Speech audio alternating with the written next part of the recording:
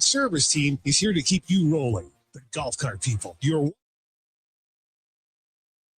cartpeople.com.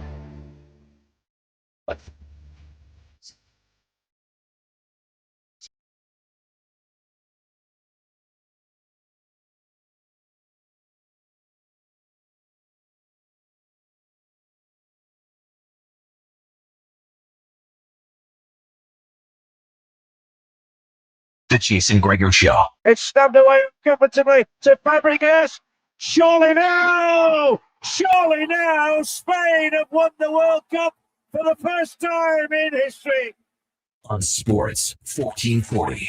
Brunson gets it, fires up a three. Got no good. The tip, it's gone! It's gone! It's gone! With 1.2 remaining. Knicks take the lead. OG Anunoby. It's 107-106. Presented by PlayAlberta.ca, Alberta's only regulated online gambling website. Adams will guard the inbounds. Robinson will guard Wembanyama. Vassell, Castle, Fox as well. Harper's going to inbound the ball. No timeouts left. They have to get it in. Harper lobs it inside. Castle hasn't lost it. That's it. It's over. The greatest comeback in NBA playoff history. The Knicks pull off the miracle comeback and lead it 3-1.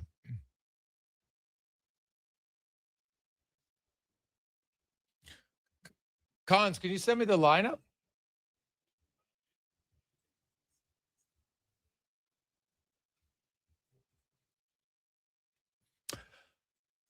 What a tremendous Thursday afternoon. How are you? And welcome to the Jason Gregor Show on Sports 1440, sports1440.ca, YouTube, Facebook, X, and Instagram. Thanks as always for listening. Thanks for watching the show. We appreciate it. Give Declan a thumbs up. Hit the subscribe button at YouTube. We very much appreciate it. Hey, hit the follow button on Facebook as well as the page keeps growing. We love it. The more you get, then the more you can do. Opens up more options for you guys to see different things. So it's awesome. So thank you very much. It is a busy Thursday. Last night in the association, you watch a game that's we've never seen before. The Knicks erase a 29-point deficit. And, you know, I watched the end of the first half, and I'll be honest, I was like, oh, my God, this is ugly. Like, this game is over. Let's honestly, I'll admit it. I thought the game was over. I didn't think they were coming back. Thought 100%. It was done. Beat it. But not. LT's in studio. oh, he's lost his phone. Uh-oh. Do you have a phone finder, Al? No, I don't. Oh, that's it on silent. Oh, he's more rattled than Declan is over DeAndre Fox right now. That's pretty rattled. Deckman wants to fire everybody after one game. Here's the thing about that comeback. If you watch it, it was like watching a little bit of a slow train wreck if you're a Spurs fan. Okay, it's, you know, they cut the lead in half in the third quarter. Now it's down to 14-15 to start the fourth quarter, which is still a lot, but you're probably like maybe a little concerned. And then all of a sudden it's 11, and then it's 9, and then it's back to 10, and then it's 7, and all of a sudden you're like, what? They're within 5? How about when Wemby misses back-to-back free throws? Are you kidding me? What about the Harper giveaway? Like, hey, Fox, should he have dribbled into the corner? I get it, but I also get why you're thinking, hey, man, we score here. It's game over. It is game over. I am this close to the bucket. What a play by OG Anunoby. Are you freaking kidding me? That guy was unreal for the Knicks. Offensively, defensively, the greatest offensive rebound in New York Knicks history. That will be remembered for a long time. Maybe remembered as much of just OG might be the calmest dude ever. His post-game interview on the floor, it was just kind of like, oh, well, yeah, you know what? Hey, just wanted made a shot. That's great. No big deal. And then you throw in the fact that in his post-game presser on the podium, still very calm. Not much changing. It is, and he even laughed. He's like, yeah, you know, that was cool. Yeah, it was cool. He said it was It was an unbelievable game, man. I'm watching that fourth quarter, and I'm like, they got the lead, but what about when Hart goes in and he decides in midair, I don't know if I should dunk it. I don't know if I should lay it up. And then it's not really a lay. Is it a layup if it's not off the boards? I guess technically it is, but either way, he missed it. And I'm like, could you imagine if they come all the way back and that's the shot that cost them? Like, so much happened in the final 2 minutes of that game. I know we always like to blame one person because if we blame this guy, let's just, and everybody, I was reading all DeAndre Fox, terrible decision. Sure. But Wemby missed 2 free throws, people. 2, not 1. Just make 1 and it's a tie game. But he missed both. And if he makes 1, who knows? Maybe the Knicks then try to throw up a 3. Right? Who knows? But either way, that was a game for the ages. And 53 years since they've won. And now, hey, they still got to win another one. There's no guarantee. It's been a tight series. No question about it. But they win the series. If you're a New York Knicks fan and you've waited 53 years, 20 years, 10 years, or whatever your age group is, man, be unreal. It's like Oilers fans. Right? When the Oilers win the cup again, if they win the cup again, you hope that eventually they do for their fans, because it's obviously been 36 years now. And you would hope that maybe they win at some point. And if they do, there'll be a lot of people celebrating. There'll be a lot of tears that shed by fans because you gave a lot of emotion, a lot of time, a lot of money. You're going to those games over the years. I could see it. So we'll see. 833-401-1440. 833-401-1440 is where you can text us. We have a busy show for you today. Going to hear from Mike Rupp.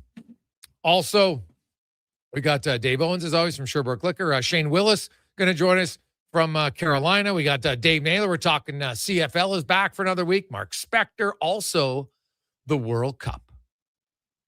It has begun. Mexico is leading 1-0 at the half. Of course, they're on home turf. We got Korea, Czechia later tonight, and then Canada tomorrow, 1 o'clock. And, man, that will Mexico was great atmosphere, obviously, at home. Everybody's fired up, celebrated. Mexico's been a more competitive nation longer than Canada in men's soccer. There's no debating that. And so, man, I think it's going to be a pretty special game tomorrow. Cons, now that it's here, it's upon us. Now, we won't really know. Did Canada announce yet their final roster? Nelson got the final spot there. Nelson got the final spot? Okay. Yeah. Well-deserved. The goal you had here in Edmonton, the rush, the plays before that leading up to it. But Kone's on it still. Yeah. Yeah, okay. So that's because hey, you know what? Now, I get it. You're in the World Cup, so they're not saying anything, but we'll find out maybe tomorrow. I haven't seen anything about his availability yet for that game, but they've already got some key injuries. Obviously, Alphonso Davies is going to play in the opener, and they've had a few other ones. But what's your expectations? Are you confident on a scale of 1 to 10? How confident are you that Canada will get to the elimination round? So they'll get out of their pool. I would say I'm about a 6.5. Like, anything can happen. We know that these countries are very good. Bosnia, as Matthew Shinetti told us yesterday, feeling very confident coming into this opening match. I think Swiss, that'll be a tough one. But I think that Canada can get a win over Bosnia, Qatar, and then, just a draw against the Swiss would be outstanding. Maybe the Swiss go into that game as well, 2-0, and the final doesn't really determine too much. But yeah, I think I'm pretty confident. We had an update here just from Matthew Shinetti. Davies, Bombito, and Kone all training today ahead of the matchup tomorrow. So still's hard to say for sure how they're looking. And like we know, we probably don't expect Alphonso Davies to get out there. But I would say expectations for me are that Canada does get out of the opening round. Yeah. Okay. That is fair. I look at Canada and you know what? To get out of the first round, Cons, I'm going to say I'm about a 8.5. I'm pretty confident that they can get out of their pool because it could be first, second, or even third if you're one of the best third teams, right? Yeah. So it's pretty good when you consider that there's that many teams that can get out. So now it's not going to be easy. Tomorrow's a massive game. If you look at the history of the World Cup, lose your opening game, it's really hard to get out of your bracket. So they're going to have to do it. So you got to take advantage of the opportunities. Like I look at, there's a lot of crucial parts for this Team Canada, but with Jonathan David, Kyle Larin, Promise David, when he gets into the game, those guys have to finish their opportunities. Like it's so crucial for this team. Like we've seen in the past, they get great looks and they don't finish. You got to be on the top of your game. You have to finish them in this event, especially in your first matchup here. Also today, not a surprise, but it's official. Darnell Nurse has asked for a trade. Now, that doesn't really matter how you got to this point. I know the Oilers organization had asked him, so is it mutual agreement, whatever you want to do. Now, he had to give him a list of teams, and we got a lot of texts already, 833-401-1440.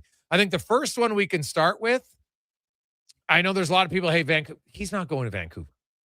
I would be floored if Darnell Nurse, at this stage of his career, a guy who's been to the Stanley Cup Final 2 of the last 3 years, is going to have a Canadian market team that's in a full-on rebuild. No chance. I think there are teams that are very easy for me to pick. I could see him giving them a list of 10 to 12 teams, realistic. Because if it's a list of 3, like Dylan Larkin, it ain't not much is happening there. Okay? But when you look at Nurse and, let's kind of go over the teams. Let's kind of start at the bottom, right?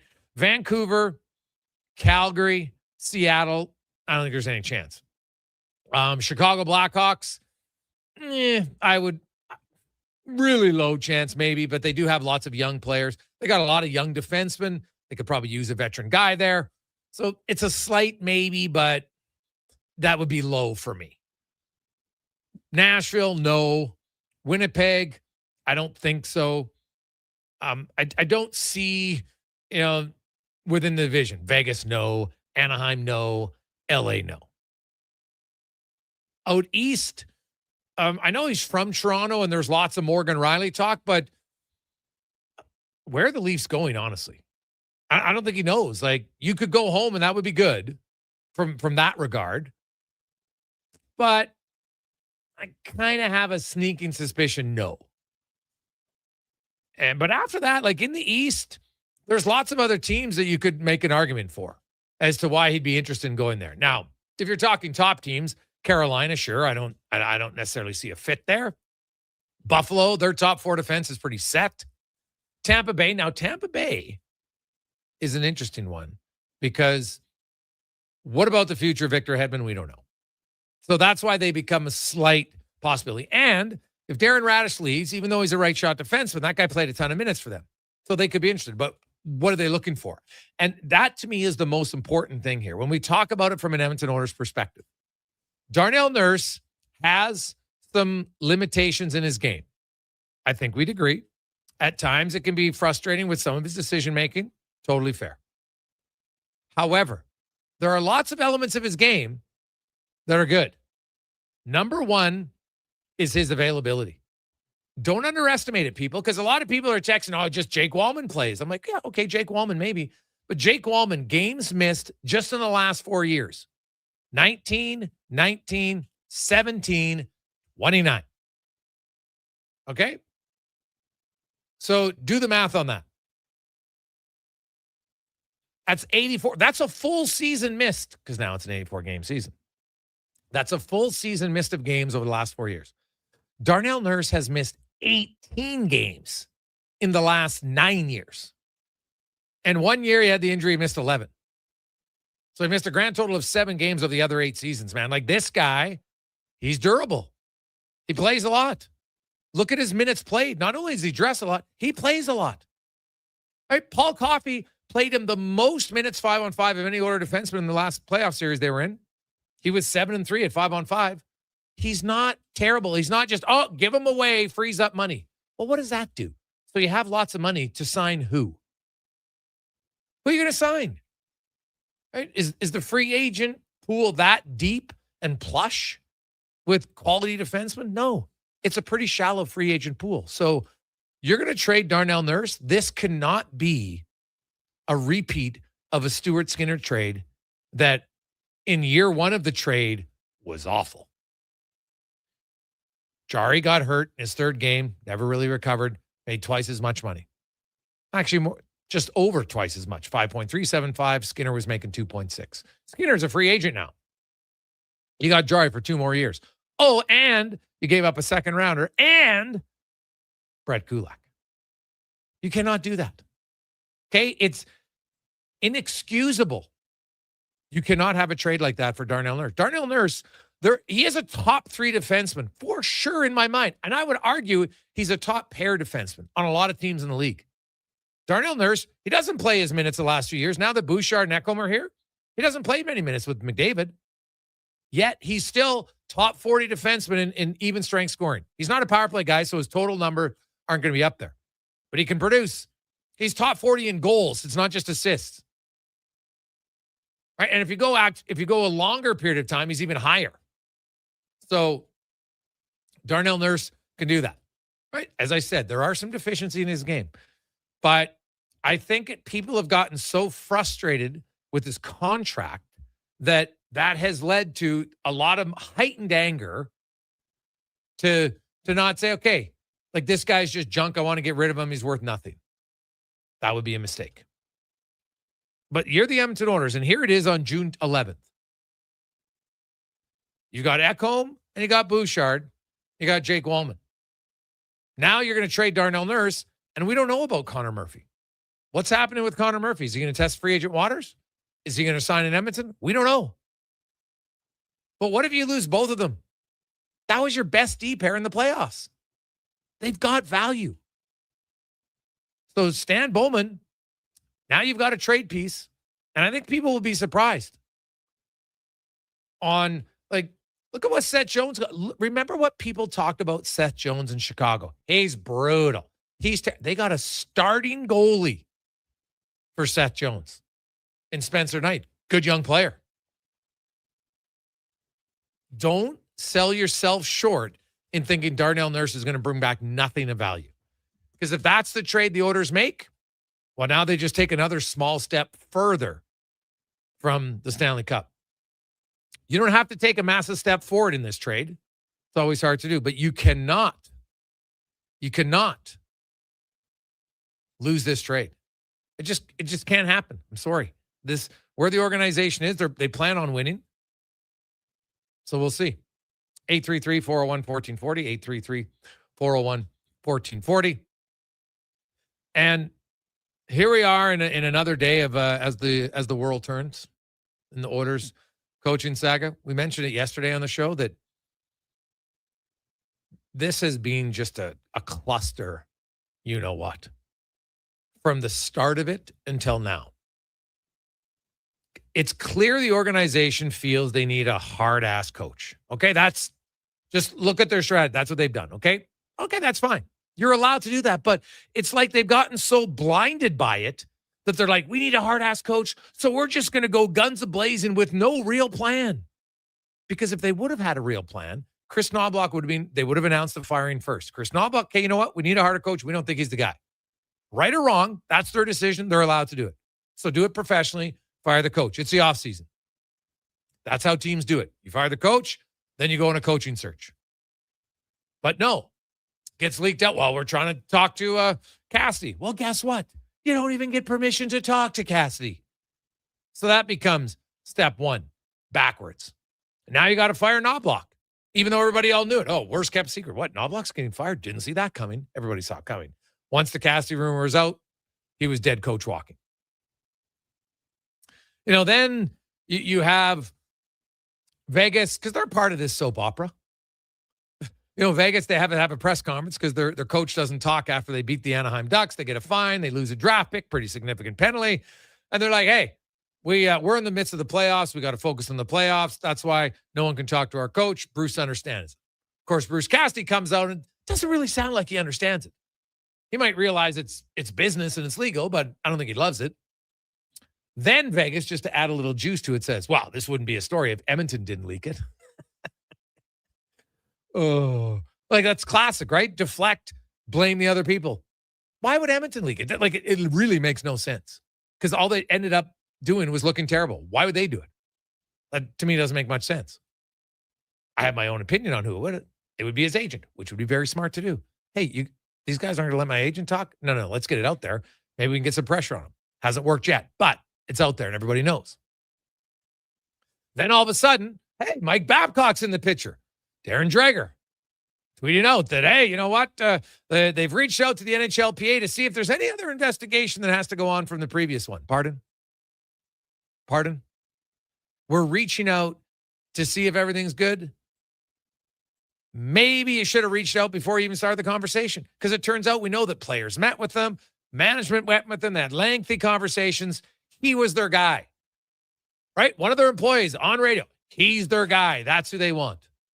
And now, pump the brakes again. NHLPA, they have, quote, Frank Saravelli, significant information from the 2023 investigation that was never dug into too deep, but they knew about it. Babcock resigned. Now it might come back out. So, okay. So clearly the only way Babcock can get hired is if that investigation happens. And trust me, when it happens, the stuff will come out. So if nothing happens from here, it's because he doesn't want it to come out. Make no mistake. And so now where do the Oilers go? I joked, hey, maybe they're going to head out to Calahoo, stop by the old Berube family. Maybe they could see his sick statue that they got out to Calahoo Arena. It's awesome. Maybe they'll take a trip out to Viking, Daryl Sutter. Maybe call up Claude Julien, what he's doing. What are you doing now, Claude? Because we need a hard-ass coach. Because it seems that they're so hell-bent on that they forgot like the proper channels and steps to take to go through a coaching hire. So it's kind of been a debacle. Somewhat of a soap opera, to be honest. I haven't watched a daytime soap opera in a long time. I'll admit it was a guilty pleasure for me in my early 20s. Kind of got hooked on Days of Our Lives. Jennifer Horton, how you doing? But I tapped out when Marlena Evans suddenly got possessed by a demon. That was just, I couldn't believe it anymore. I'm like, all the other stuff, Patch, everything else, I'm like, I can live with. That one was too much for me. I tapped out. But I'm telling you, the writers of Days of Our Lives or Another World or General Hospital or Young and the Restless, hi Wayne Gretzky, they would be jealous of not coming up with a script that has been the Oilers coaching hire. Because it's got a lot of twists and turns. It's got villains. It's got unbelievable things. And ultimately, it doesn't end the way they want. Pretty much a soap opera. So we'll see. That's the latest on the status of that. But I guess the Oilers are now going to circle back and try again. Who knows? Maybe they get Casty. But it has been a wild trek to get a head coach. Unlike anything I've seen in a coaching search in a long, long time. We'll take a quick break. When we return, we'll hear from Rupper on The Gregor Show, presented by PlayAlberta.ca. Action Electrical Solar Team is now making a play for sustainability and savings. They're specialists in powering up for a greener future. That's the strategy, designing and installing high-efficiency solar panels. They're helping homes and businesses combat rising utility costs by harnessing the power of the sun. A smart move for efficiency and the environment. Hire the Action Electrical team to bring home a win for your project. Visit actionelectrical.net. Hearing on Canada, Mexico, Australia, France, England, Brazil, Germany, Spain, and the rest of the world at the Druid Irish Pub. Your World Cup headquarters. Wear your colors, cheer on your team, and enjoy $6.50 Heineken every game. Plus, your chance to win a ton of World Cup merch, including hoodies, jerseys, soccer balls, and more. The Druid Irish Pub, your World Cup headquarters. Bringing Edmonton together, one soccer game at a time. The Druid Irish Pub. Cheer with us in the Mercer Building across from Rogers Place and Ice District. You don't just need property services, you need problems handled. HireGood provides cleanup, debris removal, site monitoring, and safety attendance across Edmonton. We reduce issues on your property, keep spaces safe, and take pressure off your team. We resolve real problems for businesses while creating real impact, because our team is built on second chances, and they show up every day ready to prove it. Visit hiregood.ca or call and mention Jason Gregor for a first-time discount. HireGood. Stable jobs create stable lives. Saturday, June 20th is the day to be at Harley-Davidson of Edmonton on the Yellowhead Trail. Come live the legend because the HD semi-truck is rolling in, bringing you the exclusive chance to test ride the powerful new 2026 models. All you need is your riding gear and Class 6 license to ride. Be there to enter to win a 2026 Liberty Edition Heritage Classic, door prizes, and more. Don't miss the ultimate ride event of the summer. Locally owned and operated since 1980. Visit Harley-Davidson of Edmonton on the Yellowhead Trail or at hdedmonton.com. Want sports talk on the go? You can listen to 1440 on the AM dial or stream us on your mobile device through apps like Radio Player, iHeart, and Stingray Music. Edmonton sports fans, turn to Sports 1440. 1440. Listen up, friends. Operation Pizza is a go at Papa John's. They're introducing new personal pizzas just in time to celebrate the premiere of Toy Story 5. These adventure-sized pies come in new exciting flavors like Sheriff's Roundup, Space Ranger-oni, and Reach for the Pie. Or take your personal pizza to infinity and beyond by creating your own flavor just for you. Order 2 or more with Papa pairings and get yours for only $9.99 each. New personal pizzas are ready for takeoff. See Disney and Pixar's Toy Story 5 in theaters June 19th. The Riverhawks are back. This week brings a Theater Kid Takeover, a cottage-themed Pride Night, and Sunday's Summertime Santa Toy Drive for Santa's Anonymous. Don't miss the party at the ballpark. Get tickets at gohawks.ca. The job isn't done until the last load is hauled, and having a semi-trailer out of commission is not an option.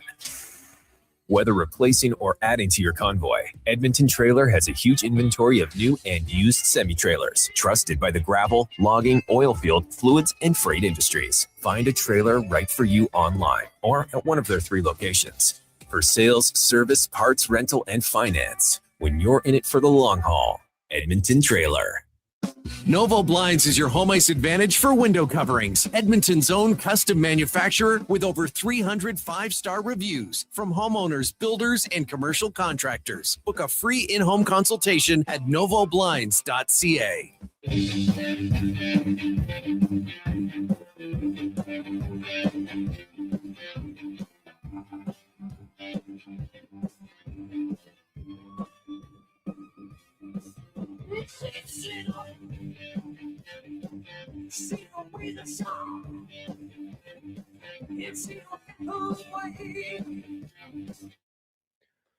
Portions of this hour brought to you by Crystal Glass, your clear choice for residential windows, locally manufactured and installed. Crystal Glass provides a beautiful product and incredible customer services for all of your residential needs. Call 310 Glass or visit crystalglass.ca for a quote. The Jason Gregor Show, the best of Edmonton sports talk and beyond. This is Sports 1440. Presented by PlayAlberta.ca, Alberta's only regulated online gambling website. Welcome back to the Gregor Show, Sports 1440, sports1440.ca, YouTube, Facebook, X, and Instagram. Thanks for listening. Thanks for watching. The show is always brought to you by PlayAlberta.ca, and it's our favorite game. God, I've never won yet, but still open. $1,000 a day for life. Next 20 years. PlayAlberta.ca, that's over $7.3 million. Get your tickets at PlayAlberta.ca. And of course, tomorrow, Canada kicks off the World Cup. And man, it's going to be fun. And of course, it's PlayAlberta.ca. You can get in the Jason Gregor Show odds boost special. Of course, we got some Canada action coming up. Why not, man? Why not? Maybe even a goal in the first half. Ooh, who's going to get it? We'll see. Now, let's get to our big guest of the day, brought to you by Silent Rides, Alberta's premier bus charter company, state-of-the-art motor coaches that will safely take you and your group to your next destination. SilentRides.ca, as we are joined by NHL Network analyst, Stanley Cup winner, Game 7 hero, Mike Rupp. Joins us. Rupper, good afternoon, my man. How you doing? What's up, Greg? How are you, buddy? Buddy, I'm good. I'm good, man. This series has got no shortage of excitement. No lead is safe whatsoever in the NHL. It's like the NBA. The Knicks are like, God, we're getting inspired by Carolina's comebacks and Vegas's comebacks. Let's do it. And they did it last night. So you look at Game 5. It's now a best of 3, and there's nothing in the series yet that tells me that either teams are going to slow down and not score goals. So is it really just come down to, who gets a big save? Or do you think that as we get later in the series that we might see a little bit more awareness defensively? Yeah, I don't know. I don't think I see that. I know this has been a very unpredictable series, which also makes it great because I think we don't know what to expect. I would say Game 4 was one of the more uneventful games, if you will, compared to the 3 prior, and there's still 8 goals scored. So I mean that's quite a bit, obviously. So we're going to see goals. I think just because these two teams, they mirror each other in a lot of ways as far as how much they pressure, how difficult they make things on each other, and they're really good, both teams, at grabbing a hold of momentum. Not every team's capable of doing that. I mean, I don't want to go back to last round against Montreal, but Montreal was never really able to grab momentum in a game. It was kind of just hang on and hope to keep it close. I mean, these are two of the best teams that by getting pucks in, forechecking, pressuring with speed and physical ability, it's really just kind of throwing the other team for a loop. So I don't expect to be a low-scoring game, but to your first point's bang on. Whatever goalie can be just good, that team will win. And I don't think they're asked to do any more than that. These are two great goalie environments for both teams. It has been all year. You'd have to assume that someone's going to be a little bit better, but I don't think anybody's going to be lights out. I don't think we're going to have a goaltender stealing a show anytime soon. And the goaltender for Carolina, you're expecting it to be Bussy. Do you think we're going to see Anderson in this series at all again? It's funny. I was thinking Bussy would be the right call from what we saw in the last game. When he came in relief the prior, I thought that he's showing pretty good. Like he's been fine. I wouldn't say he's like exceptionally been better than Freddie. I know Freddie's games dropped off in the last 2 rounds, but I'd probably go with him because he looked pretty solid and looked like he was able to make the saves when he needed to. But the one thing that kind of keeps creeping in my mind is just kind of what we've seen with other teams in the playoffs. There seems to be the goaltending position, like it's viewed differently now, where you have planned breaks and going back to other goalies. We've seen other teams do it in the playoffs. It's something kind of new. I feel like for me, Rod Brind'Amour kind of alluded to that this is just a reset for Freddie. So if that's the case, then I'm like, is it Freddie? I don't think it is, but I wouldn't rule him out the rest of the series. We'll see how tonight goes, but I think we'll see Brandon Bussy. Yeah. Okay. You look at the last game, Rupper, and Mr. Stahl, who, great storyline, scored a goal in every game so far in the Stanley Cup Finals, had 2 goals. The game winning goal, he's kind of falling backwards, one hand's on his stick. That's when you know things are going right for you. But all of his goals have either come right around the net.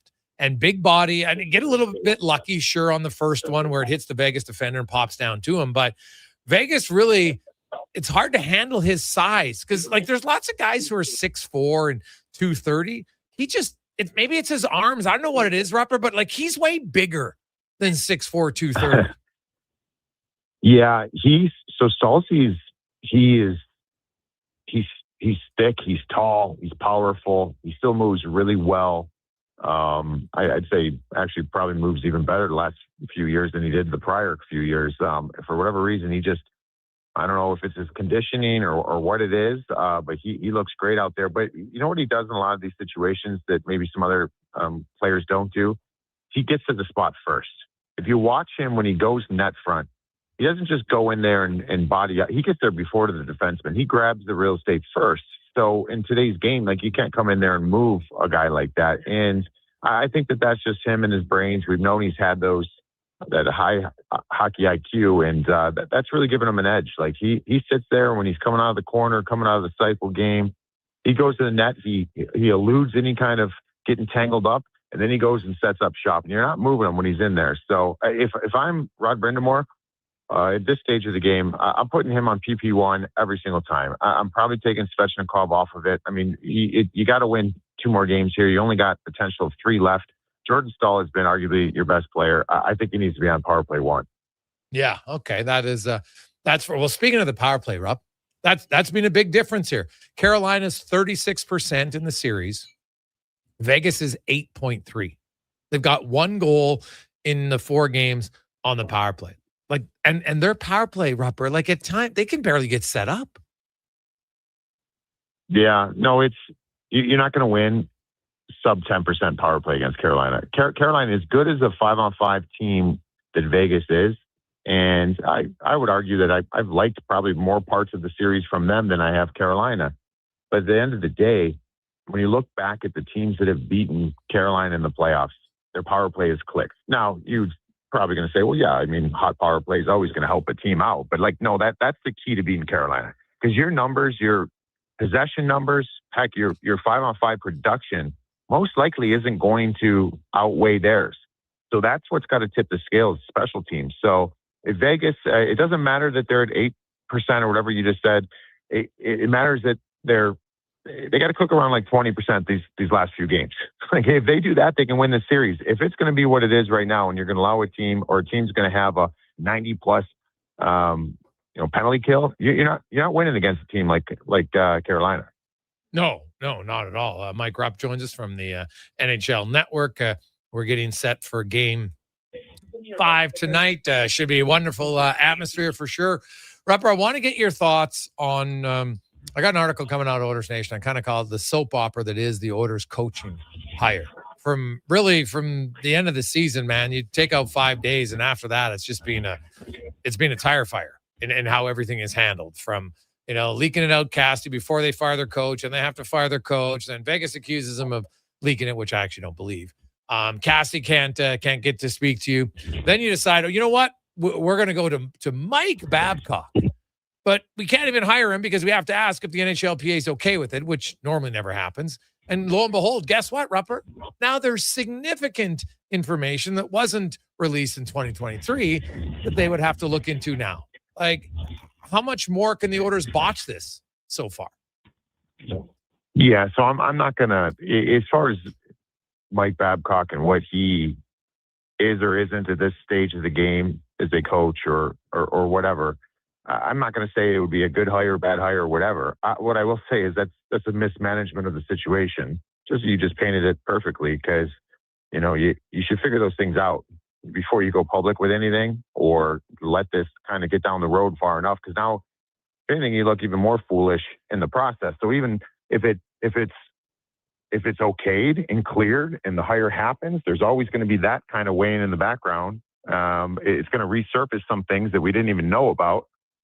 It's just really setting up for a tough transition for Mike Babcock and the Oilers if that's the path they go. And then on the flip side, if you're denied that, you look even more foolish another time. So it just feels like mismanagement of a situation. And I just feel like you should have unpacked all of that internally and quietly before we got to this point. Yeah. So we'll see how it goes from here. What'd you make of Joe Sakic today saying, Cale Makar is going to end his career with the Colorado Avalanche? Like I love the saying, but dude, that's a pretty bold statement to make, because there's no guarantee in sports. Especially what we're seeing right now with some of these star players. I mean, everything's great. It looks like Colorado's going to be a team that's going to compete for a Stanley Cup for a long time. So it looks great now. I mean, I'm assuming this isn't what you're alluding to, but this is where my mind's taking me. I've been thinking about all these, whether it's Dylan Larkin situations, some of these superstar players and these no move clauses. And I think that the NHL is in a real tough spot here. And the way I predict some of these to happen, I quite frankly think a lot of them are going to be coming out of guys who are on Team USA in the coming months and year, where you're gonna have a no move clause and you're gonna force your team's hand to trade you. And I think there needs to be something in place moving forward and the next CBA where you can have a no move clause where the team cannot trade you, but the second you say you want to be traded, there has to be a mechanism that kicks into place, whether it's, hey, 16 teams, you got to submit a list there that you're willing to go to. But these teams are in a terrible spot in these situations. And I know that's not what you're talking about with Cale Makar. But nowadays, when you hear stuff like that, players will be here forever. I don't believe it, because I think we're starting to enter a realm of something that we haven't seen in hockey. And I'm not a real big fan of it. No, me neither. And I think what's going to happen, players are going to try it. Rupper, and guess what? Like the NBA had for a while, we're going to build our dream teams. And guess what? They realized, that doesn't really work. So it'll go in cycles. And I think that for sure you have, especially on the Team USA, I think there's a group of players who all feel that, you know what? We can flex our muscles here and get guys to go where they want to go. And I just don't, I know Quinn Hughes got traded. I'm not sold it's going to be that easy. Like Dylan Larkin giving a list of 3 teams in Minnesota, Florida, and Vegas. Like, come on. I think Steve Yzerman's just going to chuckle and say, hey, dude, Minnesota doesn't have much left in the cupboard. I don't see Vegas doing it. And Florida, I'd be highly surprised. I guess unless they're trading you Lundell, right? So it's always possible, but I would expect he's going to have to expand his list or head back to Detroit. Yeah, I mean, I would think so. And maybe that's what's going to take is for a GM to step up and be like, hey, that's not the case. We're not trading you. So if you'd like to stay home, you could stay home and be suspended, not get paid. I don't think anybody's foolish enough to do that. But I don't know. It just feels like it's going down this road here that's one thing that I like that our sport didn't do. And it feels like we're starting to go down that road right now. Rupper, enjoy Carolina. What's the weather there, buddy? It's hot. Like 90 degrees, nice and hot, but we're in the wind tunnel of the guts of Lenovo Center right now and getting ready for a monster game. So we'll see what shakes out. Going to be a fun one, though. What, quickly, Darnell Nurse, we know the Oilers organization was looking at wanting to make a move, and now he has asked for a trade and has, submitted a list. It's probably not going to be long like most guys to start, and then we'll see and go from there. But I look at the Edmonton Oilers, and I know Nurse has deficiencies in his game, Rupper, but he also rarely gets hurt. Plays, 20-plus minutes a night. He's played the second most minutes in the NHL over the last 9 years, right? Like, he's available a lot, and availability to me is pretty important. The Oilers, I thought, lost bad so far in the Skinner trade. They can't afford another one. What kind of return do you think Darnell Nurse could get Edmonton? Well, that's an interesting one. I mean, I certainly think there's going to have to be retained salary. I think that everybody would probably agree on that. I don't know what you feel on that, but I think that that's something I would kick the tires on. I mean, I think Darnell Nurse is a player that can help a lot of teams. But it's what's it going to cost? I mean, that's going to be the secret here is what's that going to be? Is it going to be? I mean, I think a lot of people think it's going to be just the Oilers paying to unload him.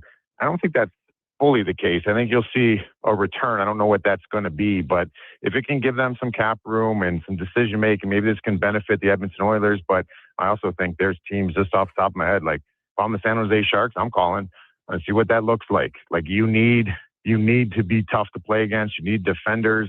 I think there's a market there for them. It'll be intriguing to see what plays out. It will be, because there's lots of teams that are always looking for defensemen. So the Edmonton Oilers should not be selling low on Darnell Nurse. Rupper, enjoy Carolina, my man. We will chat with you on the rundown on Friday. Awesome. Thanks, Greg. Enjoy, buddy. There you go. That's Mike Rupp from the NHL Network. We have a trade to announce coming up next on the Gregor Show, presented by PlayAlberta.ca. There's still time to book your tournament at the Ranch Golf and Country Club. As one of Alberta's top tourney courses, the Ranch makes hosting fun and easy for any group or business. No matter how unique or unusual, they'll accommodate your vision for an event no one will soon forget. Start planning your tournament today at their beautifully landscaped course on the outskirts of West Edmonton. On-site event coordinators are here to help, but hurry, availability is limited and booking fast. Visit theranchgolf.com. Don't let equipment failure stop you cold. At AWS Welding in Nisku, our factory-trained service techs are on hand for all welding equipment repairs. We're a fully warranted center for Miller, Lincoln, and ESAB. And we service all makes and models. Proper, regular service extends the life of your gear and keeps it running at peak capacity. Don't wait for a breakdown. Book your service appointment today at 780-979-0470. AWS Welding. We make it happen. Need a new ride for road trips, errands, or just life on the go? Go Auto offers a massive selection with over 15,000 new and used vehicles to choose from. With over 70 locations across Western Canada, finding your next ride has never been easier. Whether it's a roomy SUV for the family, a sleek car for the open road, or a rugged truck for your weekend adventures, you'll find it here at a price you'll love. Explore thousands of vehicles today at goauto.ca. Legacy Heating and Cooling is the #1 air conditioning install company for slushy lovers. Because while a slushy keeps you cool as an 80s song for a moment, AC from Legacy keeps you cold as ice all season long. A permanent full-body slushy sensation keeping you cold as ice with no payments and no interest for 1 year. Keeping you cool without the brain freeze. That's how you build a legacy. Legacy Heating and Cooling. Don't miss a moment of Blue Jays baseball this season. Join play-by-play announcer Ben Showman for the games live on Sports 1440. The Toronto Blue Jays are on Edmonton's home for all things sports. Sports 1440. Everything is going to be okay. If your debt has you feeling like you're in a free fall, you have options. I'm Dan McDicken, a licensed insolvency trustee with Faber. Becoming debt-free is possible, and a personal bankruptcy or consumer proposal will get you there. Schedule your free Faber Focus session at faber.ca today. You'll learn how a consumer proposal allows you to eliminate your debt by paying a percentage of the amount owed without interest. At Faber, we'll tackle your debt. Our new McCafe crafted sodas just drinks or something more, like Sprite Berry Bliss, Creamy Strawberry Coke, and Orange Dream. All swirled with fizzy flavor and topped with silky cold foam. Only at McDonald's. At participating McDonald's restaurants in Canada. And now Action Electrical's testing team is on defense duty. They're the guardians of safety and compliance, a critical part of any lineup. Precisely. They perform rigorous safety and code compliance testing for commercial operations. Think of them as the referees, ensuring everything is up to standard before disaster strikes. Their preventative plays are legendary, spotting faults early. Hire the Action Electrical team to bring home a win for your project. Visit actionelectrical.net. Rev up for a ride that truly matters. Join the Princess Auto Ride for Dad Edmonton, where hundreds of motorcycles fire up and roll out together in one unforgettable moment. Enjoy a scenic route, great food, amazing prizes, fundraising awards, and a whole community riding shoulder to shoulder. Collect pledges to support prostate cancer research and awareness in the fight against prostate cancer. Ride strong, ride proud to make a difference this Saturday, starting at Blackjack's Roadhouse in Nisku. Register now at ridefordad.ca.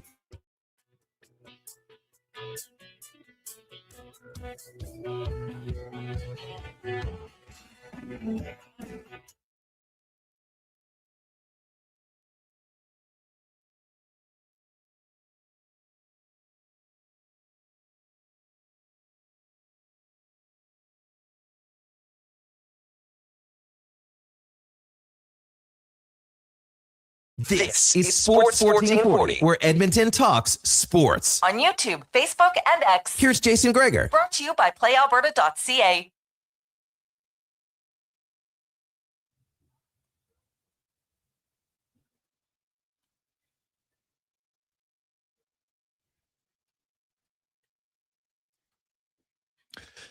$2.48. Welcome back. Hold my beer. It's a classic line, man. Hold my beer. Oh, it's a great meme as well. Oh, so funny. Welcome back. It is the Gregor Show, presented by PlayAlberta.ca. Where, man, there's lots going on. If you're a World Cup fan, you can check out all the games, all the action, including Canada. Tomorrow, of course, you have Korea and Czechia coming up later tonight, 6 o'clock. 8 o'clock our time. Yeah, 8 o'clock Edmonton time. And then, of course, tomorrow, Canada versus Bosnia and Herzegovina. That goes at 1 p.m. Edmonton time. And, of course, Canada, the favorite in that game. So we'll see where they go. 833-401-1440, 833-401-1440 as we get to Thirsty Thursday, brought to you by Sherbrooke Liquor. 2 locations, South Side on 50th Street, and, of course, the OG location on St. Albert Trail and 118th Avenue. Your best stop in the city for non-alcoholic beverages. If you're like, you know what? It's a dry summer. Great. You can get it all there. And, of course, you're having a non-dry summer. Beers, cocktails, wines They have it all from all places around the world. Sherbrooke Liquor. And we had to make a trade today. Dave Owens is out. Suspended list. We'll see if he gets back in. And Steve Bazan is in at the last sec. Stevie, how you doing? I'm good, Jason. How Yeah. you doing? Yeah, filling in for the boss man today. So well, I love the teaser there before the break. Yeah. Yeah. Oh, you're like, what it has. That's what they feature in radio. Good tease is always good. So we're Brilliant. continuing on our theme, of course, with the World Cup going on. Yeah. So we have beers from around the world, which there's very few places in Edmonton that have the beers around the world that you guys offer. And what are we starting with today? Yeah, well, we're going to start with, we're going to Germany. So we have beers today from Group C, C, D, E, and F. All right. So yeah, we're going to start with a light German Kolsch from Cologne, Germany. Of course, the hometown of Mr. Leon Draisaitl. And a Kolsch is an interesting style. Like it's historically made in Germany, and it's actually there's legal requirements surrounding which breweries can be called a Kolsch and which ones can't. It's kind of like the same way champagne, comes from the Champagne region. Sure. That makes sense. That sort of thing. So it's just breweries within 50 kilometers of Cologne can officially call themselves a Kolsch. Now the enforcement of that rule is a little loose. Like if you go through our cooler, you'll see some beers made in Canada and everything using that name. But especially within the European Union, it's like you can't call yourself a Kolsch unless you're made in Cologne, Germany. Okay. Well, it's kind of like a super can, but bottle size almost. Yeah, totally. It's Big like bottle. it's kind of a standard size for German beers. The shape of the bottle's a little different, but yeah, most of them come in a 500 ml bottle. And yeah, we have all bottles today too, which is unusual. We usually do cans on the show. So I always like beer out of if I drink beer out of a can, I pour it in a glass right away. Oh yeah, you have to.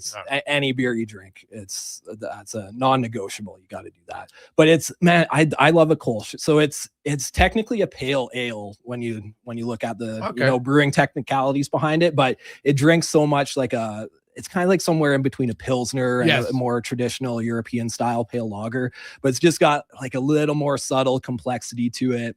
It's very smooth, man. It's so smooth. And this is the only authentic Kolsch that you can get in Alberta at the moment. Years ago, we used to be able to get 3 or 4 from that region, but nowadays, man, if you want a real Kolsch, you got to go for the Fru Kolsch. No one does it. The Fru, F-R-U-H, with the 2 dots over the U, by the way.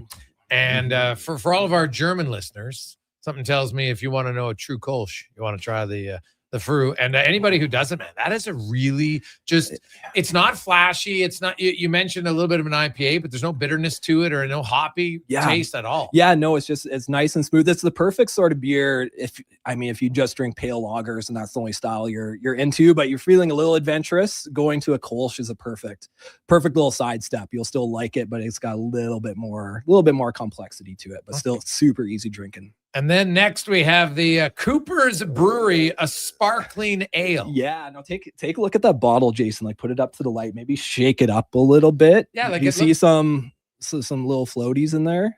Yeah. A little bit. Yeah. So that's what makes this beer extra special. So those floaties, so it's one of the only breweries that still does this on such a large scale. So they bottle condition the beer. You'll see it right on the bottle there. It says bottle condition. So what that means is they pitch some live yeast into the bottle, and that helps naturally carbonate the bottle, the beer inside the bottle. And it's a style called a sparkling ale, Australian sparkling ale. And that was essentially invented by Coopers. And the story goes back but it's not bubbly or anything. No, it's not bubbly. I think the sparkling is just in reference to those glittery little like floaty yeast particles that you'll see, which is completely, it's part of the style and part of the experience.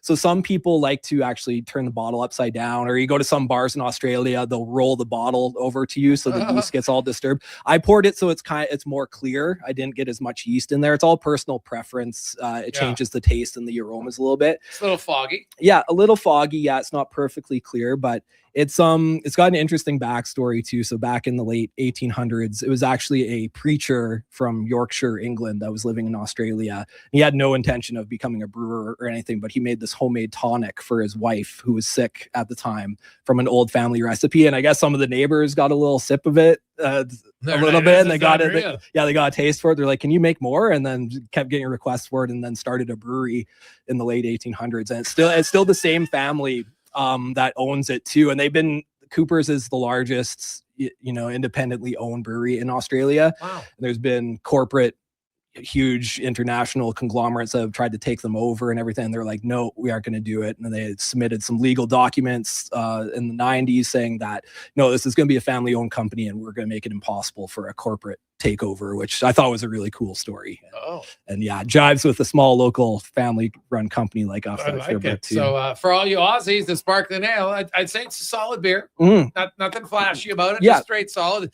Different, as you mentioned, with the look more than anything else. Yeah, exactly. It's got a little more of a hop bitterness compared to that fruit Kolsch, and that you can tell right on the nose. Like there's a lot more of that malty, almost English style pub ale quality to it. It's a little herbal, got some caramel notes, honey from the malts. It's it's just a nice, easy drinking pale ale. It's excellent.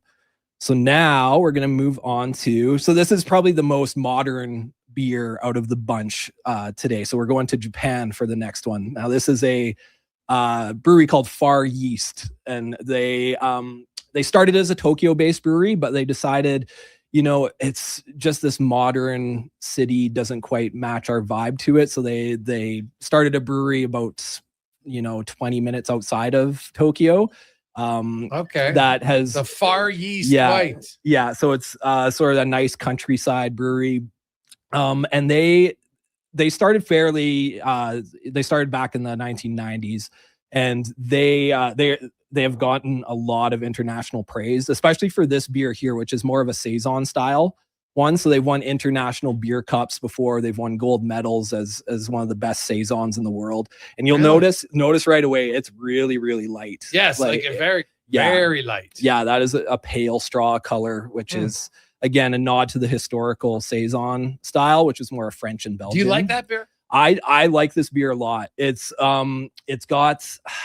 a unique beer. It's certainly not for everybody. It's the aroma on it is super unique, unlike anything I've. I stuck the nose in there. I'm like away. I'm like, ooh, geez, probably shouldn't. It's not a great smell. Yeah, it tastes better than it smells. But. Yeah, as you sit with it and as you learn some of the processes and ingredients that go into the process, you kind of get a little more of a appreciation for it too. When you just dive right in, it's like, it's hard to sort of have a focal point or know exactly what you're getting into. But that aroma to it is a very specific yeast style that they use to replicate a saison, and it's got like almost a rustic.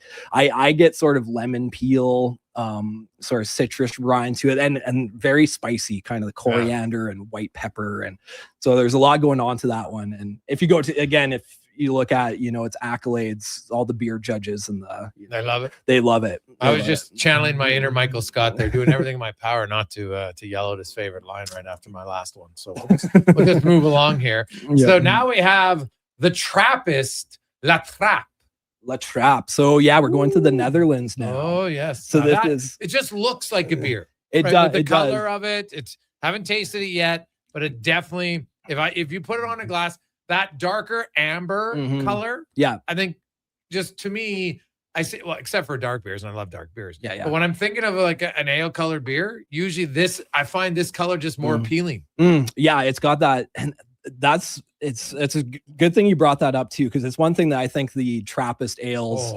That's unreal. And the sort of Belgian influence style ales have is like everything down to the appearance is just spot on. Like it's a golden color, so kind of similar style to some of the previous ones we had today, but it's just got this vibrant, like glowing hue. I just find it's a little bit more it feels fuller when I drink it, and it definitely has a fuller taste. Yeah, and it's an 8% beer too. Really? So it's 8%. It's not, like it doesn't taste strong. No, it doesn't. And that's what makes this one, sort of dangerous. It's a Belgian style triple, which has that traditionally that golden style color. So think Chimay white is another popular one in that style. Honestly, like Belgium to me is the overall, like if I'm taking on average, I think they have the best beer. I 100% agree. They're just masters at it. They've got a special. I don't think I've had a bad Belgian beer. No. And this one just it's Belgian style, but it's actually made in the Netherlands. But they're one of those Trappist breweries that it's brewed by monks in the monasteries, and they've been doing it for centuries. So they have they share all the same techniques and everything with the world-class Belgian beers. But it's unreal. I highly recommend La Trappe. La Trappe For anyone. La Trappe. And lastly, we got a dark beer out of Scotland. Trackware House Ale. So this one, like, talk about history. This one goes back. It's still brewed in the same spot that was first brewed in back in 1107. So it's the oldest inhabited house in Scotland. It used to be like 1107, and it's still standing to this day. And it was a hunting lodge for Scottish royalty. It was like Mary Queen of Scots went there in the 1500s and drank some ale there famously. And it's so crazy. Like, it's got such a long, deep history. That's when you know something's built good. Like, obviously they've refurbished it a few times, but still. Yeah, and they stopped brewing beer there in around 1800, so right at the end, like end of the 1700s. So they stopped brewing beer, but then whoever took over the property in the house was kind of looking around the property one day, and this was 1965. And so he went into the house, went into the basement, and they had the same brewing equipment, just intact, pristine condition that they had in 1800 when they stopped, and they still use that same setup, like the copper pots. They ferment everything in these huge oak barrels, so that's where you get that like oaky, woody character. I'm telling you, people, this might be one of the greatest tasting beers I've ever had. It's certainly in my top 3 of all time. Yes, definitely. No, seriously, no joke. This is one of the smoothest beers, flavorful. Yeah. Oh my God. And it's good. And you look at their had it before. Yeah, and you look at their production levels. If you compare it, say, to a craft brewery, like a larger craft brewery here in Canada, a craft brewery here in Canada makes about 20 times as much beer as this place does in a given year. So they make super small batch. The fact that we get it here in Alberta, at our store at Sherbrooke is wild to me. And it's just such a world-class beer, and we take for granted that we have it on the shelf all the time, but you go anywhere in the world and this is one of those iconic beers that people just, they want to try at least once in their life. Yeah, I highly recommend it. The how do you say it? Trackware? How do you pronounce it? Trackware House. Trackware House Ale. Yeah. TRAQUAIR. Trackware House. That is honestly, I'm not joking. That's the greatest beer I've ever tasted. That is a solid pick. Yeah, it is. It's got that like dried fruit quality to it, kind of like a little bit of and it finishes dry too. Yes. Like it comes across as sweet when you smell it, and when you taste it, it's got that toffee and dark fruit notes, but then it's got this dry finish to it. That's just it's fantastic. Wonderful, buddy. So yeah, check it out. If you want to see all the beers and everything, you can. It's on our Instagram page for Jason Gregor, as well as Sherbrooke Liquor. And actually, if you go to SherbrookeLiquor.com, they have a picture and all the beers with the description right there that everything we do on Thursday. So if you're driving, don't worry about it. Don't stress out. Just go to SherbrookeLiquor.com.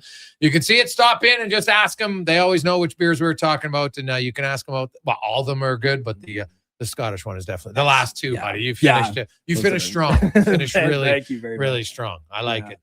Awesome. Steve, as always, buddy, good job filling in. Dave, my pleasure. Dave's car 1, Dave 0. Yeah. That's what we've learned on the Thursday. He'll today. recover. Geez, I hate it. That's why you ride your bike, Dave. It's more reliable. Well, maybe not for you. Don't get an accident. Don't get an accident. There we go. Let's get to the con man and a Sports 1440 update brought to you by Fountain Tire. Tires, they got them all. You're looking for some new wheels? They got that too. But also, maybe you're like Dave and you need to know what's wrong with your vehicle. They got their digital vehicle report. Dave, take it to fountaintire.com. They'll fix it. This is the Sports 1440 update. Longtime Oilers defenseman and assistant captain Darnell Nurse has requested a trade from the organization per multiple reports. The 7th overall pick back in 2013 finished last season with 7 goals, 24 points in 82 games played. Game 5 Stanley Cup Final goes tonight from Carolina. Hurricanes and Golden Knights pucked up at 6. That series tied at 2 games apiece. At the World Cup just wrapping up in Mexico City. Mexico victorious over South Africa 2-0. Tonight from Guadalajara, you have Czechia and South Korea. That'll get going at 8 o'clock. Major League Baseball, Royals trail the Rangers 2-0 in the 2nd. And in the 6th, the Rockies have trailed the Cubbies 6-2. Later on tonight, Dodgers, Pirates, Orioles, Mariners, and the Braves get the White Sox. Some finals with the Mets over the Cards 5-4. Tigers beating up on the Twins 11-0. And the Marlins went to Diamondbacks 2-0.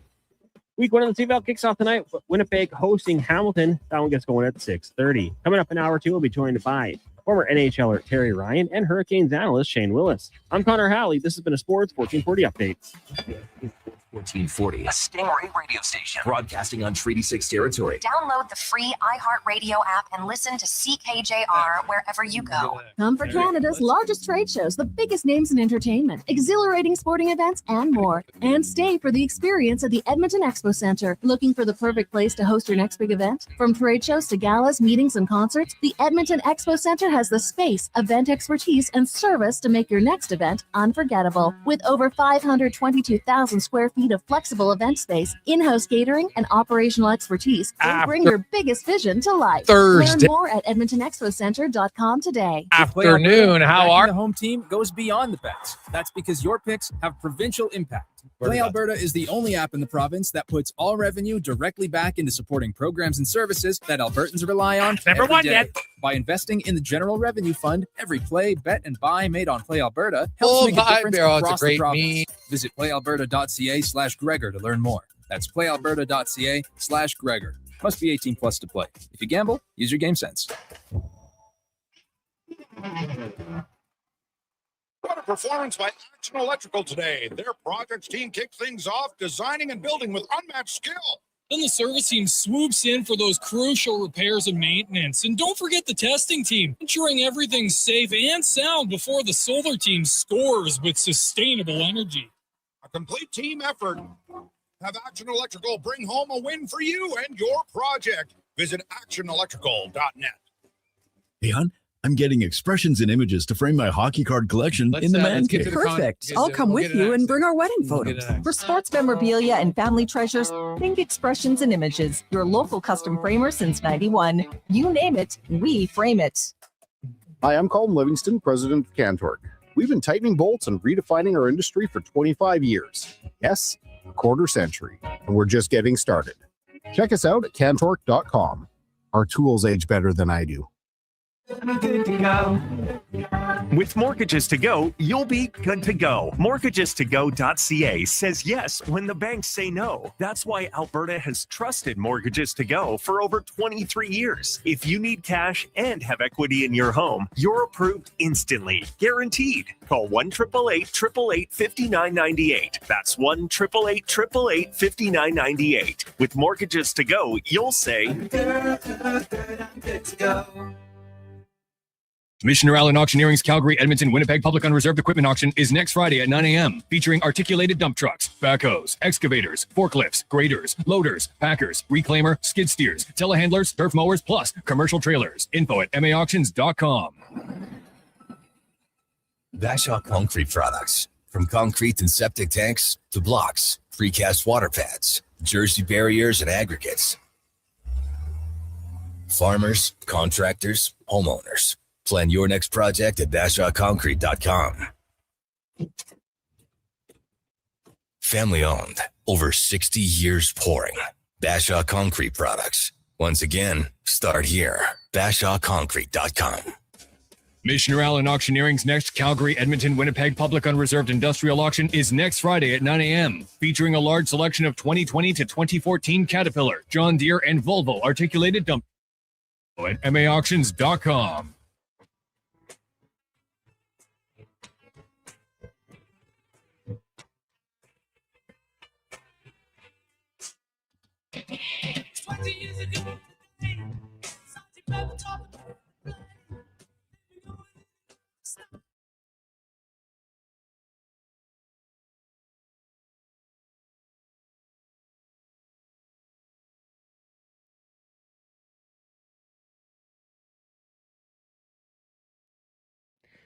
Portions of this hour brought to you by Leading Edge Physio. We treat pain and injuries head to toe and some other issues that might surprise you, like incontinence, vertigo, neuropathy, and cognitive issues. We invest in the technology, techniques, skills, and people that know how and what to fix. Life shouldn't hurt. LeadingEdgePhysio.com. The Jason Gregor Show, the best of Edmonton sports talk and beyond. This is Sports 1440. Presented by PlayAlberta.ca, Alberta's only regulated online gambling website.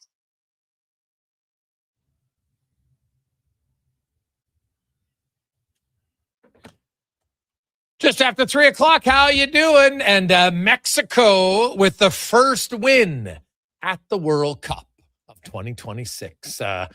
As they have a blank sheet, victorious 2-0.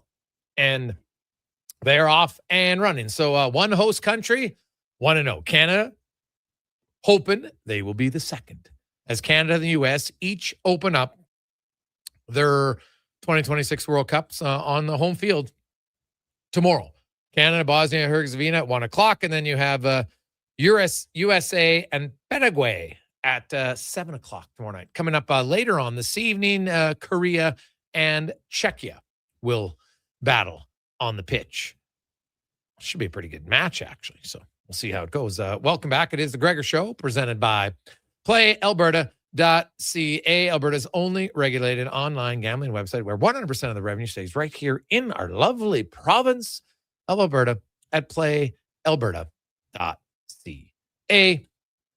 As we hope that you are having a fantastic Thursday afternoon. Lots going on in the world of sports.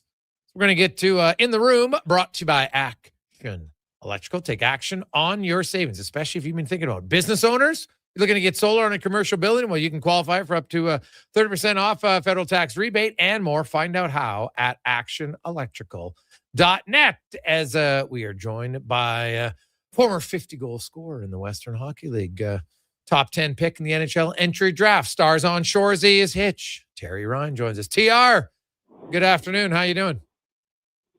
I'm doing all right. Hopefully we can keep the string of incredible sports nights alive tonight with another great game in the NHL, because the NBA last night, boy, that was wild. That was something to behold. Dude, yeah, I totally agree. It was. Now, at halftime, I'll be honest, I didn't really watch much of the third quarter, because I thought at halftime, I'm like, okay, this is over. And, actually did some puzzling. I'm really into puzzling right now. And, played a little mini sticks with my son. And, after we got back to bed, I came in, get ready. I turned the TV on. I'm like, oh, no, now they're down 15. Okay, maybe I'll watch it. And then just slowly. And still, though, with like 6 minutes left, you're like, oh, man, it's still 9. Like, they're probably not going to close the gap. And then, boom, all of a sudden, they're within 2 and 3. And now they're leading. I was like, this is absolutely wild. It was wild. Well, what was wild was I did watch it all, and normally I would have turned it off 100% at that point. I think it was 27 or 29 or something. I've seen no commentary on it today either. I had a really busy day. So I don't know what people are saying about it, but when watching it play out was wild, because San Antonio started so well, but the only way, they had a lead so late in the game by so many, that the only way they could lose it is by a combination of 5 or 6 different things, and all of them happened. And even little things, like when New York started coming on and closing the gap a little bit, San Antonio would rush up the floor and take a 3-pointer and give it away. If nothing else, time's going to run out if you just dribble it down and take your time. And I'm like, well, maybe they know something I don't. I didn't play pro basketball. I played basketball, and I know what I'd do in that situation. But I just kept playing out. I said, wow, this is like watching a bunch of grade 7s. And then at the end of the game, I don't know Buddy's name. I'm trying to do the math. I'm in the NBA. There's only 15 seconds left. I'm going for the hoop with a guy coming on me. Why wouldn't I just keep dribbling? Or get the foul, or there's so many other options, and he just did exactly what New York needed him to do. And then the same thing after the rebound. It was crazy. It was a combination of all three. New York played incredible coming down. San Antonio completely laid an egg. Wemby missed both. That's an example of inexperience on display, right? I mean, his heart's beating, I suppose. But, 100 out of 100, he makes one of those. So, it was just everything happening at once. It was sports. It was everything you like and hate about sports at once watching it. It was great. Oh, man. There was so, when Josh Hart missed that, looking like he was going to dunk. And then I'm like, oh, my God, imagine if they come all the way back and that's the play you miss on. And then, obviously, Fox deciding. And I know a lot of people are freaking out over the Fox play, because it's easy, to sit back in hindsight and say, oh, yeah, the guy just should have ran it into the corner. And I understand that. But at the same time, I see how a player's like, man, I score here. It's good night, Irene. right? And OG Anunoby. Like, it's interesting. You look at that Raptors team that won, and then you look at the guys who left, and they basically, all of them have been integral parts of teams that have gotten to the NBA Finals since. Lowry, Siakam, and now OG Anunoby. Like, if Kawhi would have stayed in Toronto, like, I wonder if they would have won again. Like, because, man, those guys have, like, OG Anunoby has just emerged and developed into such a great player at both ends of the floor. Yeah, it's amazing looking back. They had a few good players, like, on the way up. And you'd figure, I mean, it wasn't Siakam, and, you know, I think Kawhi leaves, fine, they got their championship. It was a magical moment in time. But you wonder that, because, like, OG is, like, last night, that was what, like, I mean, if you had said before the playoffs or before the finals even that there's going to be, I mean, who knows? They haven't won yet. I wouldn't rule. The San Antonio are so good that they've gone on runs like they've gone on for a reason. It's not over. It isn't over. But, you know, at the beginning of this round, I mean, if it was over, you could make the argument. You would think Brunson, and still maybe he would get the nod. But that was incredible. The timing, the way Anunoby played, and the incredible timing of the plays, and the calmness, even after the game getting interviewed. You could see how one team was inexperienced and there were players on the other that were just absorbing the moment one way or the other. And I just thought he looked completely calm and relaxed. And he has been, because he's been there before and he's won it, you know? Well, it's so funny how calm the guy is, right? Like, he's just one of those people that, you know, you see his teammates, and, like, I love the reaction from Karl Anthony Towns. Like, he didn't want to let go of OG Anunoby after he scored that. But, like, you could tell how emotional he was. And he was just so, you know, basically, I think, you know, not in a negative, but, like, loving his teammate at that point of what a like, that's the greatest offensive rebound in Knicks history. They win this series. Oh, yeah. It's going to be revered for a long, long time. Knicks fans will tell you where they were when it happened, especially considering they haven't won in 53 years. So, you know, that makes it good. Meanwhile, we switched to the Stanley Cup final. It's now a best of three, and it's been riveting hockey. Lots of goals, you know, 33 goals through 4 games, which is awesome. You know, when you're averaging over eight goals a game between the two teams, it's fun. No lead is safe in the National Hockey League right now. And goaltending, it's not like the goaltending's been bad, TR. They just haven't made a ton of great saves because both teams are giving up some pretty good looks. That's what's astounding to me is it's not. I mean, the goals go in, and I guess historically there's all kinds of different sub-stats in there. But to me, it's just watching both teams getting here, and then just guys being left wide open in the slot and crazy chances for what you would expect in a Stanley Cup final. I mean, we just talked about basketball, same sort of thing. Do you expect blatant letdowns and crazy turns? I don't know. In this, I would have predicted, even if I just watched Carolina play and didn't watch Vegas at all, if I just watched them get to the final and I watched no other team play, I didn't know anything about hockey, I would think that they were going to be a lot stingier when it came to all or nothing. And the same thing the other way around.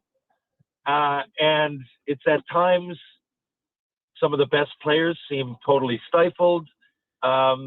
Teams known for sticking to systems go completely out of whack. Sometimes it looks like exhibition, but I mean, I tell you, it's riveting because if there's two teams I'm less interested in the NHL, I'm not sure that I know off the top of my head, but I am riveted with the way they've been playing. And it's amazing sports to watch. I'm looking forward to the game tonight. Give me your thoughts from afar on the Oilers, and just like it's kind of a never-ending story here with the coaching hire, and now they're trying to get Babcock, and now it doesn't look like that's going to happen because I know there's got to be another investigation, which just to me should be a red flag enough. But obviously the organization feels differently. What do you make of this right now, and what's going on at the Oilers and their coaching search? What I make of it is that a lot of stuff, like clearly the players, like I said a long time ago, like I don't really know which vets, but you'd figure Leon and Connor are in on all of this. So the only way that this can really, the first thing is that the things that have come out publicly have looked awful, right? They've looked awful. So even if there is a confidence within the team about the decisions they're making, to have it go public is a terrible, terrible look. And the way it went public and the choices that went public. So if it's me now looking at this, and clearly they're trying to solve a problem that the vast majority of people finding out about how they're going about that disagree with. We could say that at the very least, that most people, at least if you pay attention to social media and sports media, probably at the very least think that they're unique decisions. Now, it's still not the end of the hockey season, though. And you can really rescue this by making some great moves. The draft's coming up. We all know the things that they need. We saw Darnell Nurse requested a trade. This is a big thing. This is a big thing, whether you're in on, whether you love Nurse and you disagree or agree with the trade. It's a big thing because I know people complain at the contract, but this is a big player. You can get something very valuable back for that. Very valuable. Might not be the same position. Who knows? You go down. They've got a lot of teams, I would think, that would be interested in that player. And not as a number 1 or 2 beyond that, but they would be. And you can really sell a guy like that, and he's valuable, and he's a team guy, and he drops his gloves. That's not completely without merit nowadays, right? He's a heart and soul guy, and he will drop his gloves. So I would sit back, and I'd look at this as an opportunity. Now, we can completely change the tide. Now, clearly, we can solve the problem. Babcock can't come in. Okay, that maybe did us a favor if he can't come in and he's not even allowed to start in the first place. Now, we know clearly we want a hard-nosed guy that doesn't take any bullcrap, clearly, or we wouldn't be looking in that direction. And we also have a defenseman that's worth a lot that's asked for a trade. Now, we can really change the momentum here by making the right decisions and making a move at the draft of some. They can turn all of this around. A lot of it's just hearsay to this point. So I think that they're in a great position to turn it around. It's early enough. Soon enough, the cup will be over and we'll be moving on to the next season before you know it. And they can really help themselves out now. That might have been a blessing in disguise by Babcock, all those red flags. Yes, I totally agree with you. TR, I have have you ever tried Trakwer Wholesale beer from Scotland? No. Why do you ask? Well, because we always have Thirsty Thursday every Thursday, right? Before we come on at 2:45. And so I had one. I'm telling you, it is the greatest beer I have ever had. No joke. Now, that is a huge statement, dude, coming from a middle-aged man that got tanked all the way through college and now works on a sports show and lets off steam on the weekends. Yeah, I'm telling you, it is the greatest, smoothest tasting beer. I don't know if they have it out east. It's hard to get. It's from Scotland. We have it here in Edmonton. And I was kind of jokingly annoying to Stephen. I'm like, why did it wait this long for me to try this beer? Like, I've had lots of good beers. I love Belgian beers and this beer. And how about this? The brewery that it's on, TR, your love of his, it started in 1107. It's still the same place where they brew the beer. Wow. Yeah. That is so. Well, I'm just telling. Incredible. Maybe I'll share one with you, dude. I'm telling you, I've already got some here. I'm stopping in Sherbrooke to get some because I got it. Was so good. Like, this is the greatest beer. It's like it's one of the best days I've had in a long time. Like, I don't drink beer as much anymore to get bombed. I like it for the taste, and this is the greatest tasting beer I've ever had. Well, when I get out there, I know at the very least the next time I'll be out there is early September in Bonnyville. I got an event there. Okay, well, I hope to get out before that, but at the very least, we'll have one then. Well, I will save you one. I'm telling you, your life will be changed. Wow, my life will be changed. Yes. That is something else. By simply the taste of a beer. Well, that is a huge claim. Yeah. Well, you know what, as you get older in life, and I know you're somewhat of a deep thinker guy. Like, there's just moments in your life where you're just like, you know what? That was a good day. And it could be a small thing that makes it a good day. And I'm telling you, the sip of this beer, when you think of old school, it tastes so good when it hits your lips. Times that by 10. That's how good it was. Wow. Okay. I will. I'm sold. I had one of those days the other day, by the way. I went for a walk. I sat down and a family of, I don't know what they were, looked like blue jays. They were birds. Had a little bite to eat in front of me. Didn't get scared. I shared a sandwich with a flock of birds. Was that what a flock of seagulls? Yeah. A slew of birds. And I just had a little calm moment. You know, there was no phone. I forgot it at home.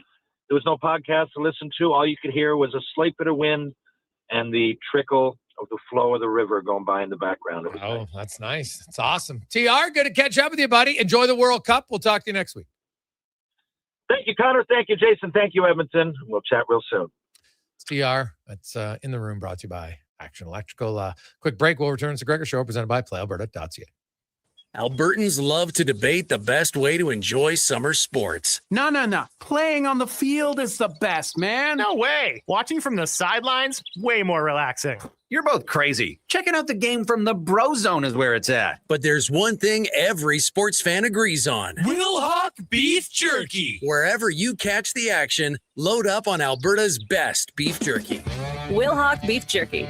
Because you can't have summer fun with salad. Only available in Leduc.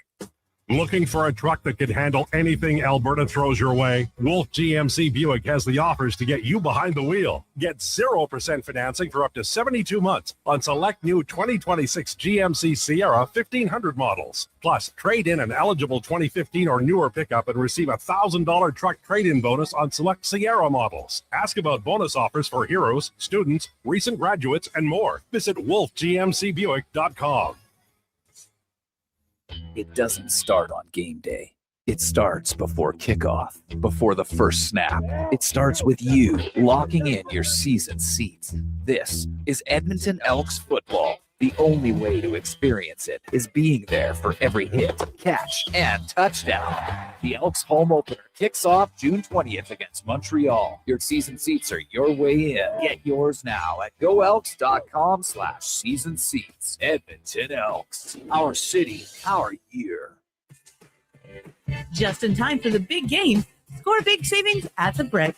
Save up to $1,300 off sofas, up to 25% off bedroom and dining packages, plus save up to 40% on select mattresses. And buy more, save more, up to $1,000 off select major appliances.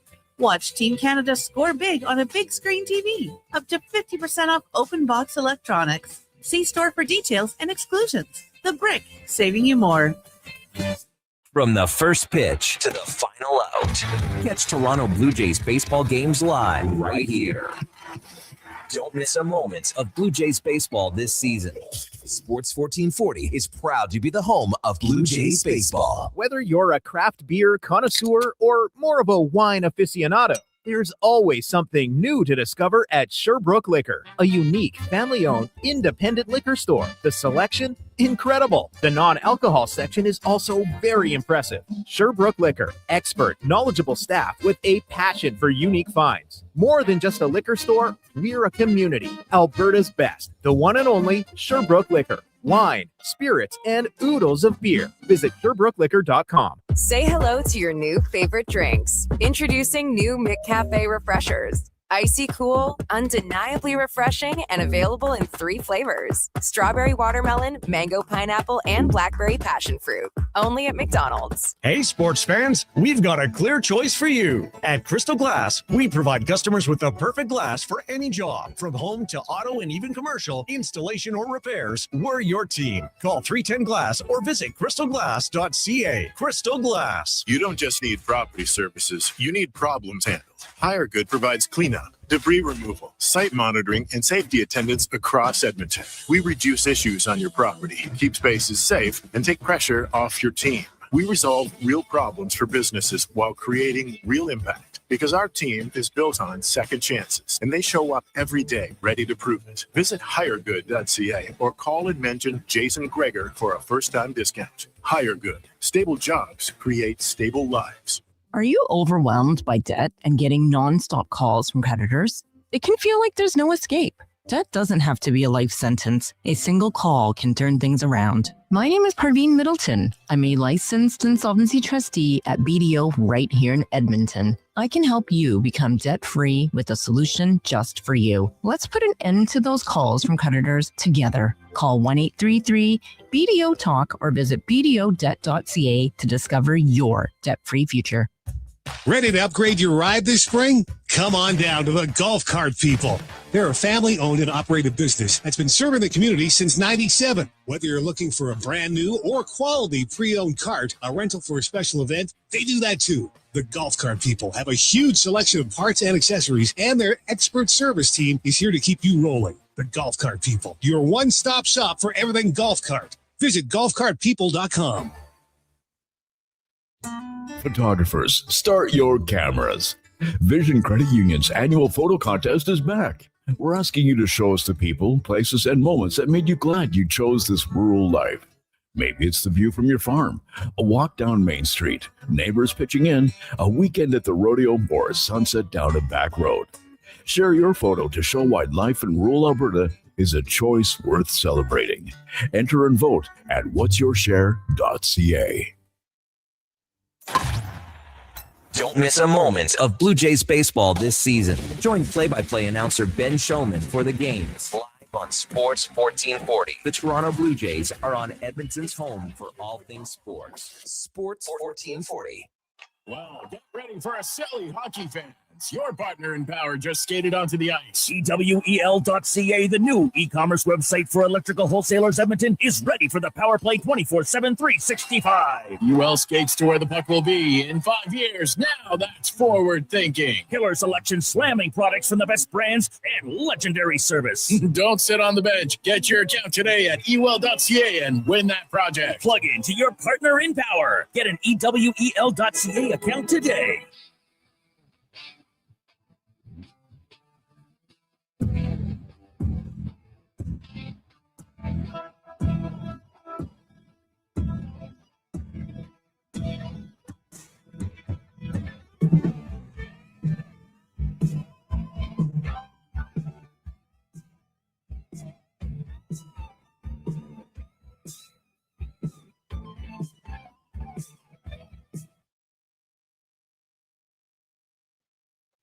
Portions of this hour brought to you by Sherbrooke Liquor, the best place for wine, cocktails, and beers from all over the world. Also, a variety of excellent non-alcoholic options. See more at SherbrookeLiquor.com.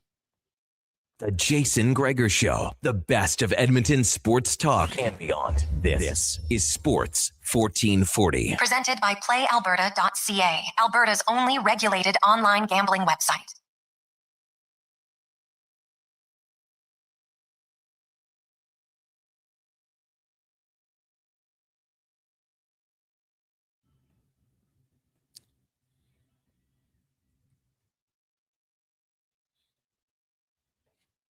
Oh, great song. How are you? Welcome back. Jason Gregor Show. Connor Halley, Declan Cougar, Sports 1440, sports1440.ca, YouTube, Facebook, X, and Instagram. The Instagram, not GAM. The Gregor Show always brought to you by PlayAlberta.ca, the Daily Grand Thursday. Tonight, $1,000 a day for the next 20 years. That's 7.3 million bones. Now, you can take a one lump sum payment for sure. I just, you know what? I like the everyday satisfaction. It's hard to have something good every day. And I don't know anybody that if all of a sudden that bing comes in on your phone, you got direct deposit, $1,000. There's no way that you're not going to be like, hey, that's pretty good. Right? So I'm just, $1,000. Jeez, I need to get my car fixed. Need this or that. You're going to have a lot of things covered. So it would be good. A lot of people wanting Tracquier Bear House Ale is what it's called. TRAQUAIR. Basically, Track You Air House Ale. Only available at Sherbrooke Liquor. I'm telling you, try it. So good.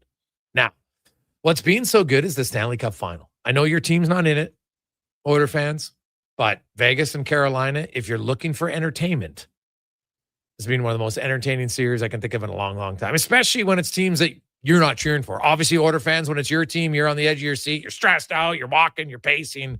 It's a little bit different, but it has been a wildly entertaining series for sure. And it's time to go around the NHL, brought to you by McDonald's. Stop in at McDonald's right now. $1 cones.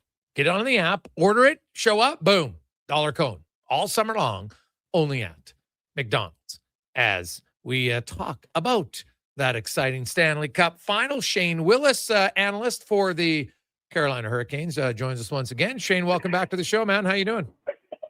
Thanks for having me, Jason. I'm excited, getting ready to pull into a electric parking lot as everyone's tailgating already, getting ready for Game 5 between the Canes and Vegas. I was just going to ask you, they must be like, the weather's unreal. Rupper was telling me. So yeah, tailgating in the playoffs. That's just awesome. What time do they start tailgating for a Hurricanes playoff? The true, all-in fan is probably pulling in the lots around 3:30, 4 o'clock for an 8 o'clock puck drop. It's a little extreme today. We've had heat warnings. I think was reading around 96 with a temperature of, heat index of 102. So I'm hoping people are taking care of themselves out there, but they'll be in a full lather by the time they walk into this building tonight. Yeah, it should be wild. Bussy starting in goal. From everything I've heard, yes, of course, Rod is, always tight to the vest of what he's going to do, but I don't see him, making the change back to Freddie tonight after the way Brandon Bussy played in Game 4. Okay. Both of these teams, like it's wild to think that both of these teams had given up very little until the Stanley Cup final. And they had shut down teams who were pretty good. Like, it's not like these are the only two offensive teams left in the NHL. Yet in this series, Shane, it's been not a ton of shots, but lots of really good scoring chances. Having seen every game up close, what is it about these two teams where they match up in the sense that both of them continue to give up quality chances? Yeah, and I'm going to give the credit to the offensive players that have been in this series and the reads they've been making with the mistakes that happened defensively. Because as you mentioned, the Hurricanes make a mistake in the neutral zone, and all of a sudden Mark Stone has another breakaway the other night. The Hurricanes seem to be getting off those grade A opportunities as breakaways, backdoor type plays. But then the Hurricanes seem to be exposing, and something that everyone was worried about coming in, when you looked at the size of Vegas, Hurricanes seem to be winning the interior battle, as Jordan Staal did in Game 4. Logan Stankoven with the backhand to start the game off with the first goal of the game. So the Hurricanes offensively are winning that interior battle, in my opinion. But the Vegas Golden Knights are making the Hurricanes really pay when that aggressive style is not perfect, because someone's going to be out of place. And Vegas seems to be exposing the long bomb kind of breakaway passes to get their goals. I love it, and every hockey fan should love it, because what do you want to see? You want to see more goals. It's not the 1-0, 2-1 games. These games have been electric both ways, and as both teams have found out, whether you have a 3-goal lead or a 4-goal lead, nothing is safe in this series. And I'm trying not to age myself, but the gray hairs continue to pop out every single night as I sit in the booth watching these games. It's been a great series. And man, what can you say about Jordan Staal? Here he is at 37 years of age, and he's having the best offensive playoffs of his career with 7 goals and 11 points at both career highs for him. He's got 5 goals in the Stanley Cup Finals, a goal in every game, one of only 4 players to do that. Like, it's been an unreal kind of undercurrent storyline, and nobody expected it. He only had 2 goals in the first 3 rounds. That's not what he's there for. He's a defensive guy, reliable, can chip in, but no one thought he'd be their leading goal scorer through 4 games. Right, and obviously getting back to the 20-goal plateau in the regular season, the first time in a number of years for Jordan Staal.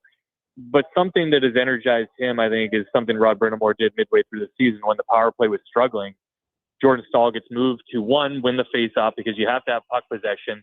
And then with puck possession, he's the guy in front of the net, a tip-in goal in Game 2. But he just continues to thrive in those moments offensively. It's almost like he's found the fountain of youth. But I look at Jordan Staal, the way he works on and off the ice, and I was on a different radio show earlier today when I talked about it. He and Rod Brind'Amour, very similar, right? In the gym all the time, making sure his body's prepared, leading by example, using his voice when he needs to.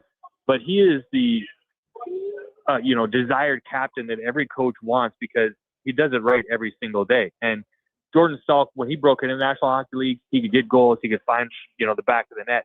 And now he's doing that, as you said, at his age. I don't think anyone expected him to be the guy.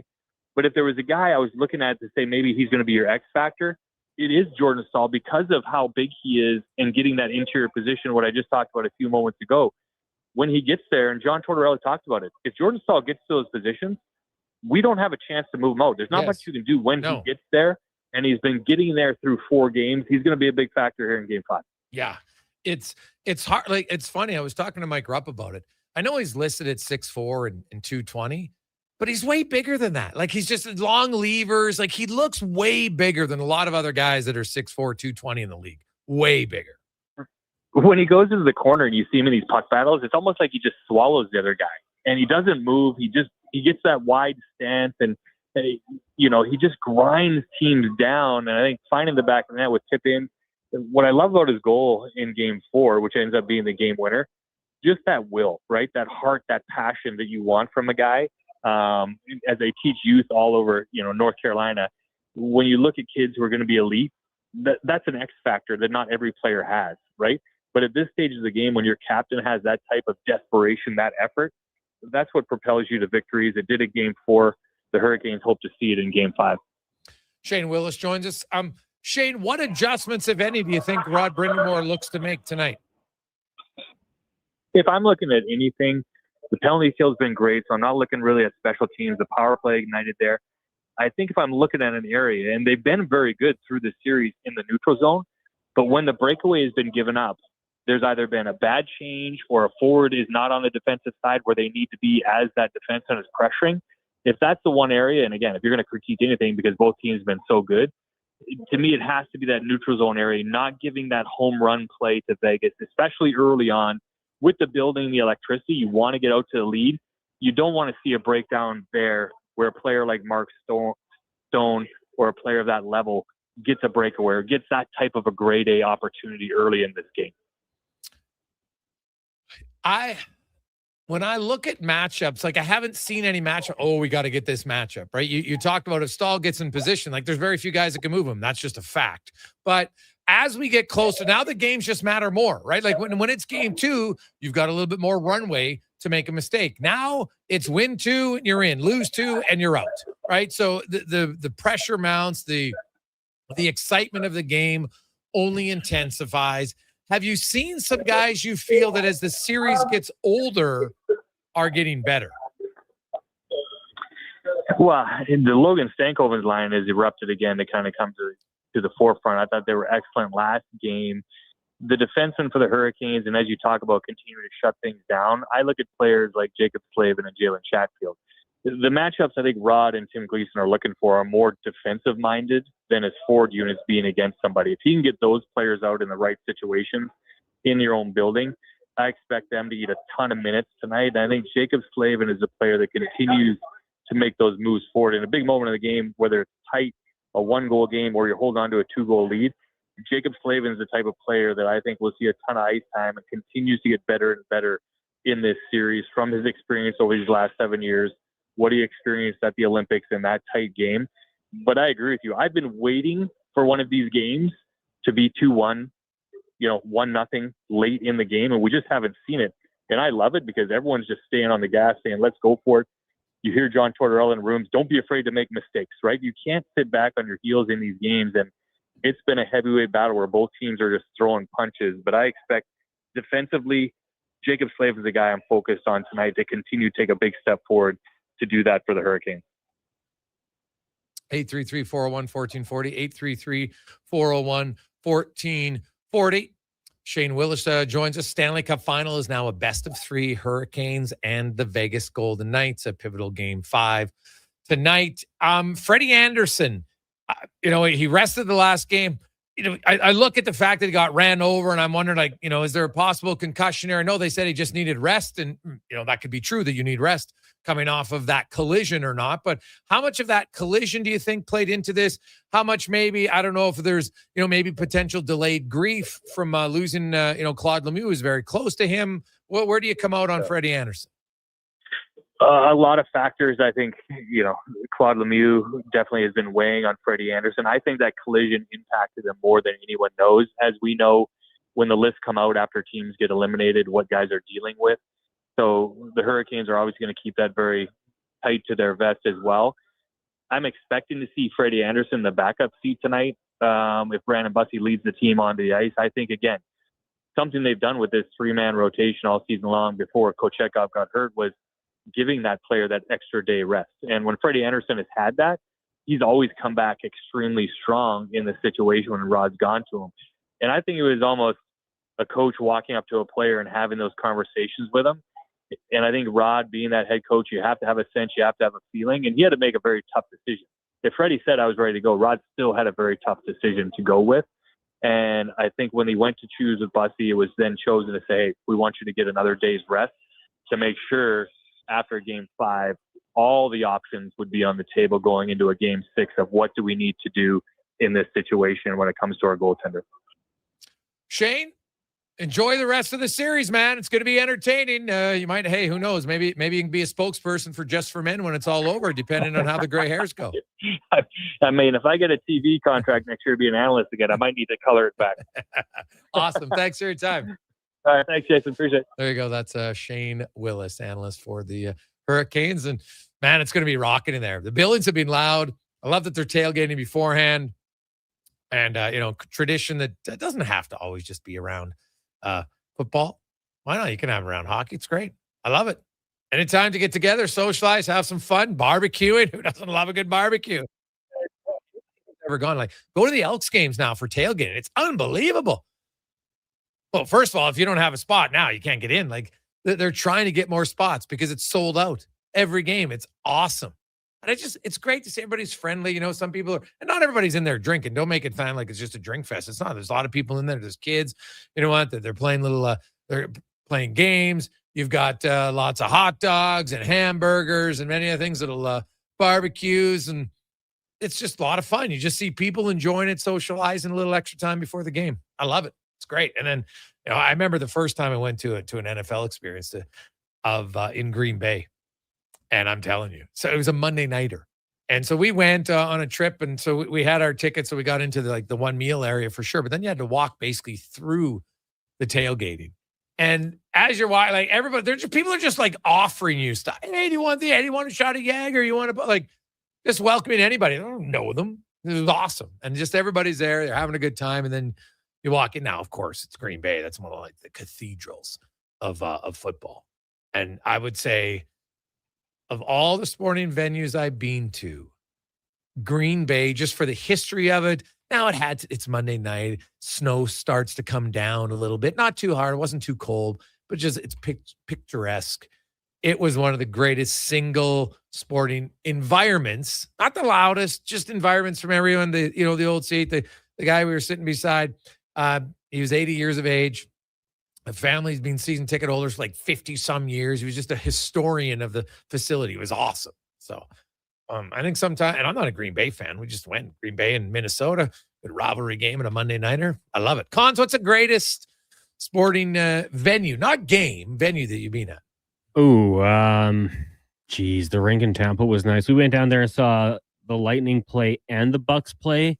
Raymond James is cool. I mean, that is a stadium that holds Super Bowls, right? So it's top tier quality. I really enjoyed Qualcomm Stadium in San Diego. The setup they had, although it was a football field, it was circular and it was all parking lots around it. So just like you spend the pregame just walking around the tailgating.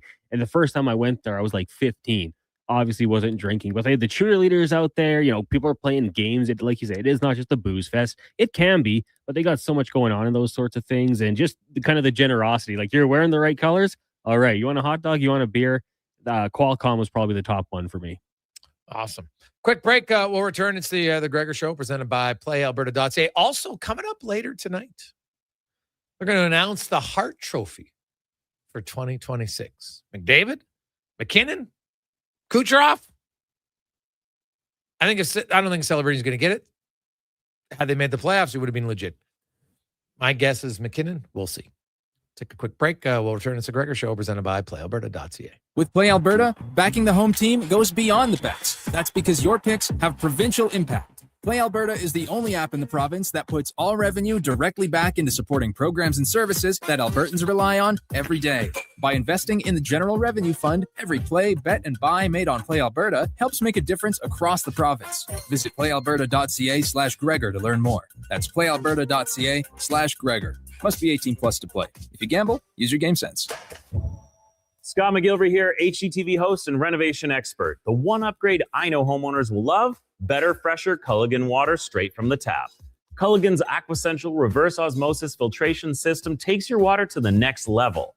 With up to 7 stages of filtration and 14 filter options, they're certified to reduce over 90 contaminants. Your tap water is about to get a major upgrade. Safer water that tastes great. Get started with a free in-home water test at Culligan.com. Culligan, water you love. Oodle Noodle Origins. In 1864, Francis Oodle took over his dying father's business as a leatherman. He was quite proficient, but his heart was never truly in the trade. After his father's death, Oodle met a cocksure young man named Vladimir Nudell, who was a trailblazer in the popular new art of food boxes. They formed a partnership and aimed to ply their trade in the new world. At Ellis Island, Nudell was renamed David Noodle, and henceforth, the franchise has been known as Oodle Noodle. Are you looking for safe and reliable transportation solutions for your wedding, corporate retreat, or golf trip? Look no further than Silent Rides, Alberta's premier charter bus company. Whether your group is big or small, Silent Rides has you covered. We offer 3 different sizes of units to cater to your needs, and we provide first-class service at affordable rates. Get your quote today. For more information and to request a quote, contact sales at 877-748-0991 or visit silentrides.ca. Okay, new strategy. I'll just live in the freezer till October. It's spacious in here. It's spacious. There's a better way to survive the coming AC season. Pro Solutions is your one-call solves-it-all expert for AC repairs, tune-ups, and new installations. We offer convenient financing options and fast appointments so you can enjoy your entire home, not just the freezer. Now I can leave the frozen peas where they belong. Book now at prosolutionsinc.ca. Wondering what you can afford? Let Go Auto do the math with our free car loan calculator. No pressure, no awkward convos, just quick answers on your budget and payments. Bad credit? No credit? We got you. Text check to 780-777-7777. That's check to 780-all-7. Find out what you qualify for and start shopping with confidence. Go Auto. Drive what you love with payments that make sense. Listen up, friends. Operation Pizza is a go at Papa John's. They're introducing new personal pizzas just in time to celebrate the premiere of Toy Story 5. These adventure-sized pies come in new exciting flavors like Sheriff's Roundup, Space Ranger-oni, and Reach for the Pie. Or take your personal pizza to infinity and beyond by creating your own flavor just for you. Order 2 or more with Papa pairings and get yours for only $9.99 each. New personal pizzas are ready for takeoff. See Disney and Pixar's Toy Story 5 in theaters June 19th. Bashaw Concrete Products. From concrete and septic tanks to blocks, precast water pads, jersey barriers and aggregates. Farmers, contractors, homeowners. Plan your next project at BashawConcrete.com. Family owned, over 60 years pouring. Bashaw Concrete Products. Once again, start here. BashawConcrete.com.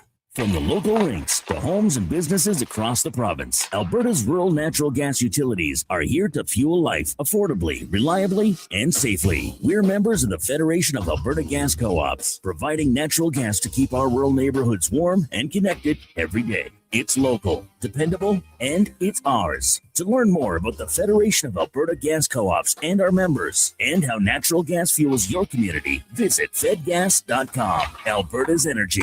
Game on. There's one game that kicks off summer, June 20th at Play Alberta Field at Commonwealth Stadium. The Elks home opener, Elks Alouettes, presented by James H. Brown, Alberta Injury Lawyers. Lock in your tickets now at goelks.com/tickets. Our city, our year. Photographers, start your cameras.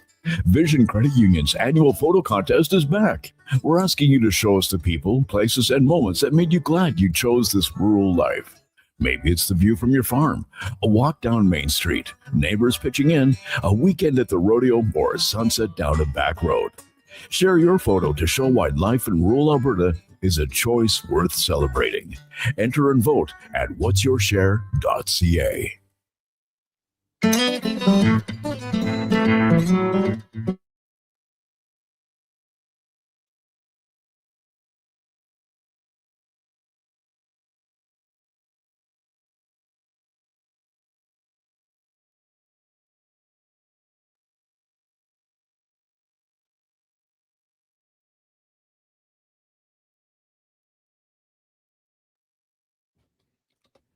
Portions of this hour brought to you by Ewell. Helping you finish your electrical project is their goal. From pot lights to electrical panels, the gear you need is at ewell.ca or in person at one of their Edmonton area locations. Ewell.ca, your partners in power. This is Sports 1440, where Edmonton talks sports. On YouTube, Facebook, and X. Here's Jason Gregor. Brought to you by PlayAlberta.ca.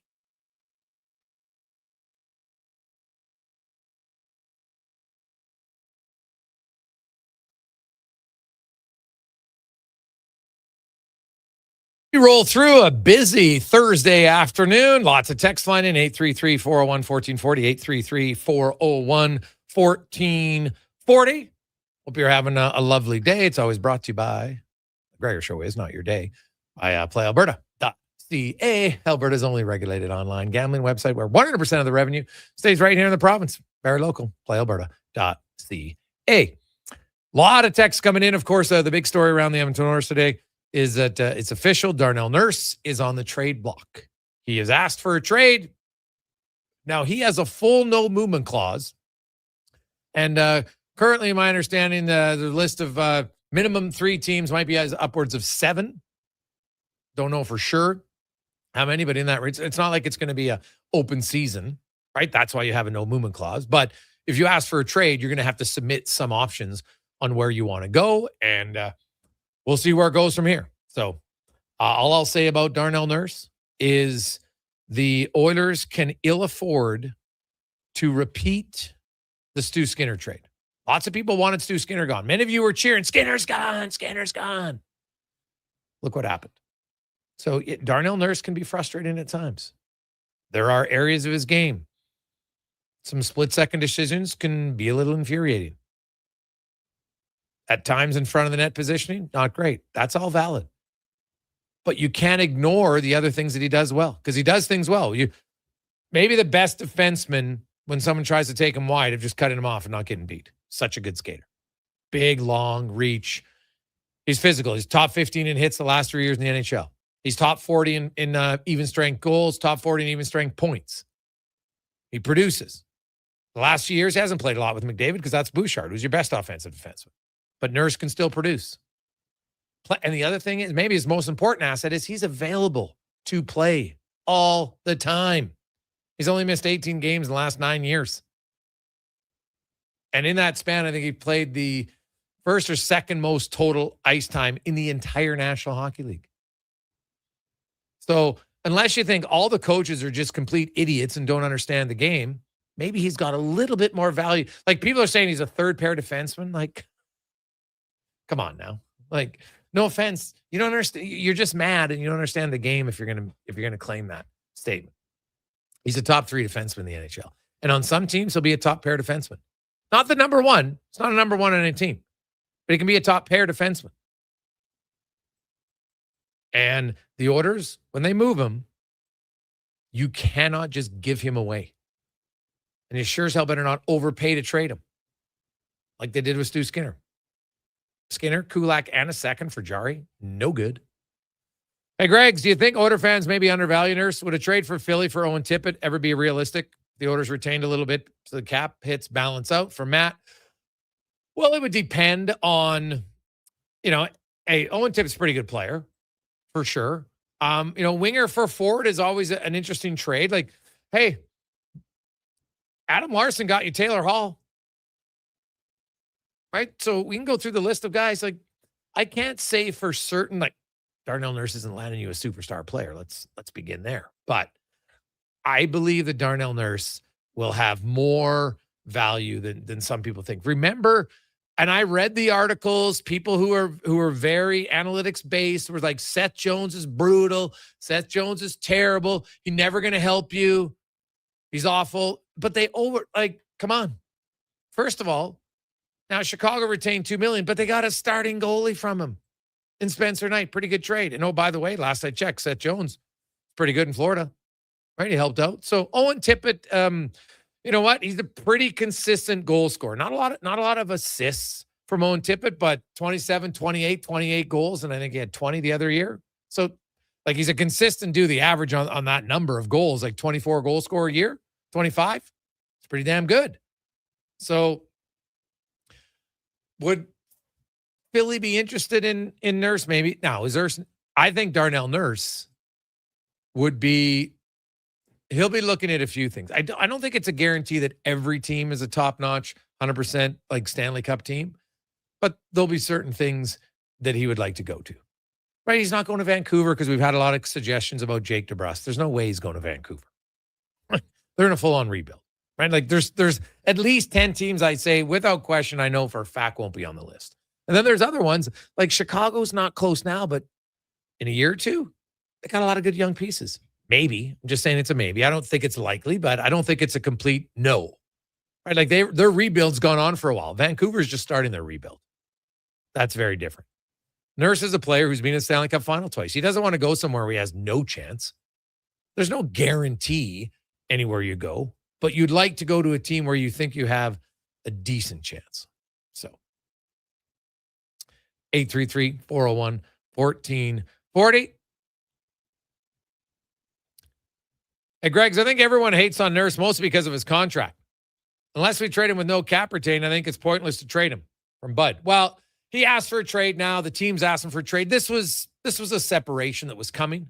I thought it might take another year when his list changed to a 10-team list. Right? So just sometimes it's ready to go. And you can trade the player, but you don't have to give him away. And I think that there's two things can be true at the same time. It's time for a change for both sides, but that doesn't mean that you just give him away. Right? You can still make a good trade. It doesn't have to be, we win 100%. You always like those trades. And a lot of times, at the time of the trade, there's lots of people who, this team won the trade. Right? Like when Vancouver traded for Podkolzin, they didn't think he had much value. It turned out to be an unbelievable trade. Right? So it happens. Works both ways. Some trades benefit one team early, and then the other team wins later on. Calgary Flames, Dallas Stars, Joe Nieuwendyk. Great for Dallas. They won a cup. Great for Calgary. They got a franchise Hall of Fame player for many years who got into Game 7 of the Stanley Cup Finals. Pretty good trade for both teams. So I look at Edmonton. If you make this trade, it has to be a trade where you don't take a big step back next season. They're not in the position of taking a step back. They're just not. And so there's some pressure on, man, because I can tell you, when the players found out about the Skinner trade that involved Brett Kulak, they were pissed. Right? Because they knew his value. The organization and that was a case of, if you couldn't make that deal work, then don't do it. Well, geez, I really got to get rid of. To me, that felt like Stuart Skinner's our problem, because in Edmonton at times, I think the organization gets into this, one move is going to solve things. Because right now it's like, we need a hard-ass coach. Hard-ass coach. I think they're like Bart Simpson. They've written it on the chalkboard 100 times. Hard-ass coach, hard-ass coach, hard-ass coach. That's what they feel they need. So come hell or high water, that's what they're going to do. And they're kind of blinded. They've got their blinders on right now. Can't think of anything else. And it got to the point where they're like, geez, we even think the best option's a guy who's got to get investigated to see if he can give him back in the league. Like, what? So don't get blinders on when it comes to Darnell Nurse. Yes, there's parts of his game that can be frustrating, but there's other elements of his game that are hard to replace. I know people text in, hey, Gregor, what do you say Nurse is physical? He doesn't hit anybody. Darnell Nurse has the 15th most hits amongst defensemen in the NHL in the last 3 years. What do you mean doesn't hit anybody? Not every hit has to be a bone crusher, but yes, he's physical. Gets in fights. Would I like him to be meaner at times? Yes, I think he was meaner early in his career. That's fair. But he's still physical. The Oilers don't have a lot. Like, I look at the Oilers blue line, just so people can maybe put some context to it. So Darnell Nurse, the last 3 years, has 466 hits, most on the Oilers. Next, Matthias Ekholm, 243. Then Ty Emberson, 232. Vinny Desharnais, who only had 1 year, he was at 135. Bouchard, 131. Brett Kulak, 109. Jake Walman, now he's only played 68 games. He has 24 hits. Walman's not physical. So if the Oilers, you get rid of Nurse, you got to have somebody on your back end who plays some minutes, who at least can get in the way of guys. You have to have different dimensions of your team if you want to win. So maybe you make a trade and then maybe Jamie Alexak comes in. Right? He's not as good as Nurse, doesn't have close to the offensive side of Nurse. He's more of a third pairing defenseman for me. But he's big and he can kill penalties, so he doesn't fill Nurse's hole himself. But he brings some elements that Nurse has gone. So that's what you're going to need. Right? Like I've brought up and so I'm not saying I'm the only one. There's lots of people who have done it. But the Morgan Riley one, that's an option. Right? I think Morgan Riley probably a little bit better, reader of the game, but, not overly physical. Like in the last 3 years, he has like 154 hits. So he's not going to bring that element of Nurse. He's not as good of a skater as Nurse. So he's not as big as Nurse, right? So there's pros and cons here in what you do. But if you get rid of Nurse, you damn well better find a way to add another big defenseman at some point. So just a fact. Let's get to the Con Man. Sports 1440 update brought to you by Hire Good. For professional property services you can feel good about, get Hire Good. Site cleanup, debris removal, seasonal maintenance, and more. Visit hiregood.ca. The Sports 1440 update.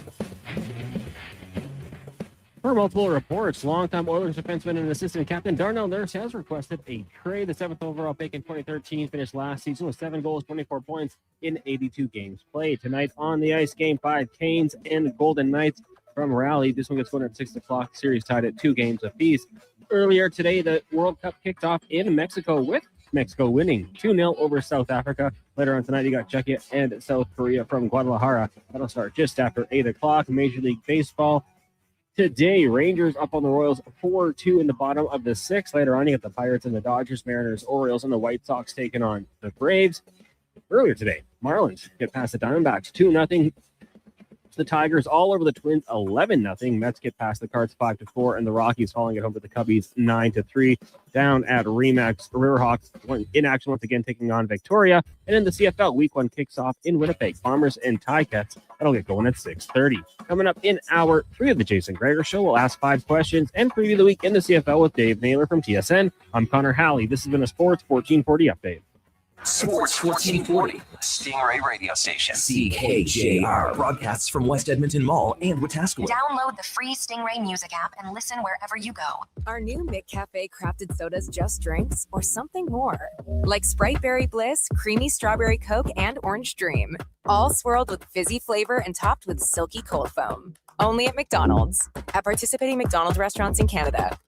Conditioning from Legacy Heating and Cooling is like a country love song because you always know exactly what you're getting. Cause girl, you're hotter than Tennessee, cooler than Legacy's AC, blowing that southern breeze over me. Wheat fields, cold beer, pickup trucks. Afternoon, lots of text. Legacy is that predictable because Legacy always has AC in stock and will install it faster than a truck burning down a back road. Plus, no interest and no payments for 1 year. That's how you lasso your Legacy. Legacy Heating and Cooling. Hey there, I'm in the Fountain Tire sidecar, making a list of the things I'm doing this spring.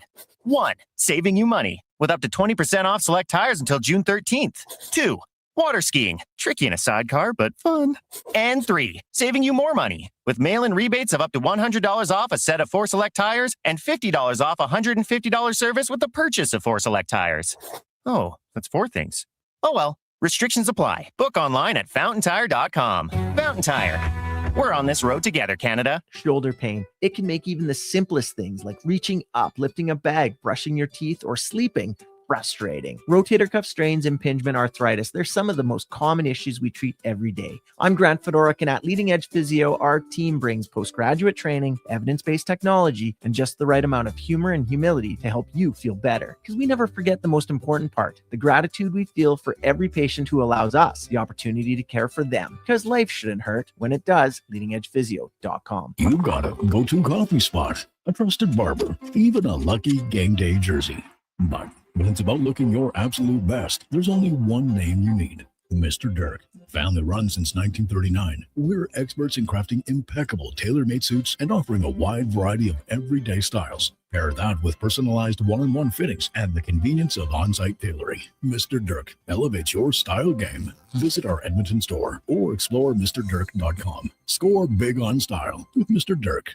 Looking for a solid 4x4 that checks all the boxes? The 2026 Jeep Compass is in stock now at St. Albert Dodge, and this is a great value, starting from just $36,900. It's a Jeep, so you've got 4x4 capability, plus features like an 8.4-inch touchscreen, Apple CarPlay, active lane management, a park view rear backup camera, and more. Over 30 in stock right now in just about every color you'd want. Head up the trail and see how easy it is to do business at St. Albert Dodge. From the local rinks to homes and businesses across the province, Alberta's rural natural gas utilities are here to fuel life affordably, reliably, and safely. We're members of the Federation of Alberta Gas Co-ops, providing natural gas to keep our rural neighborhoods warm and connected every day. It's local, dependable, and it's ours. To learn more about the Federation of Alberta Gas Co-ops and our members, and how natural gas fuels your community, visit fedgas.com. Alberta's energy.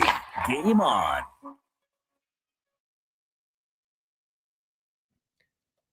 Portions of this hour brought to you by Elks Nation. Check out elksnation.ca. Articles, podcasts, and more breaking down the green and gold, the most in-depth WE football coverage, elksnation.ca. The Jason Gregor Show, the best of Edmonton sports talk and beyond. This is Sports 1440. Presented by PlayAlberta.ca, Alberta's only regulated online gambling website.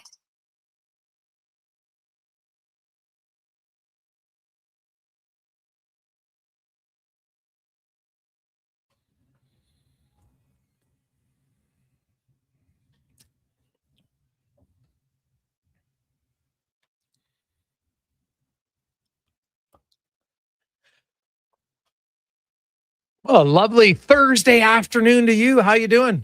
Hope you're having a wonderful day. It is the Gregor Show presented by PlayAlberta.ca, where the daily grand, $1,000 a day for the next 20 years. And we got a lot of people. Hey, Gregor, you know what? The one lump sum was $7.3 million. That would earn more money over time. I totally agree with you. However, and you look at the history of people who have won the lottery, lots of people, when they get a big lump sum, some of them end up wasting it. You get $1,000 a day. It's still a lot of money. It's like, I don't know.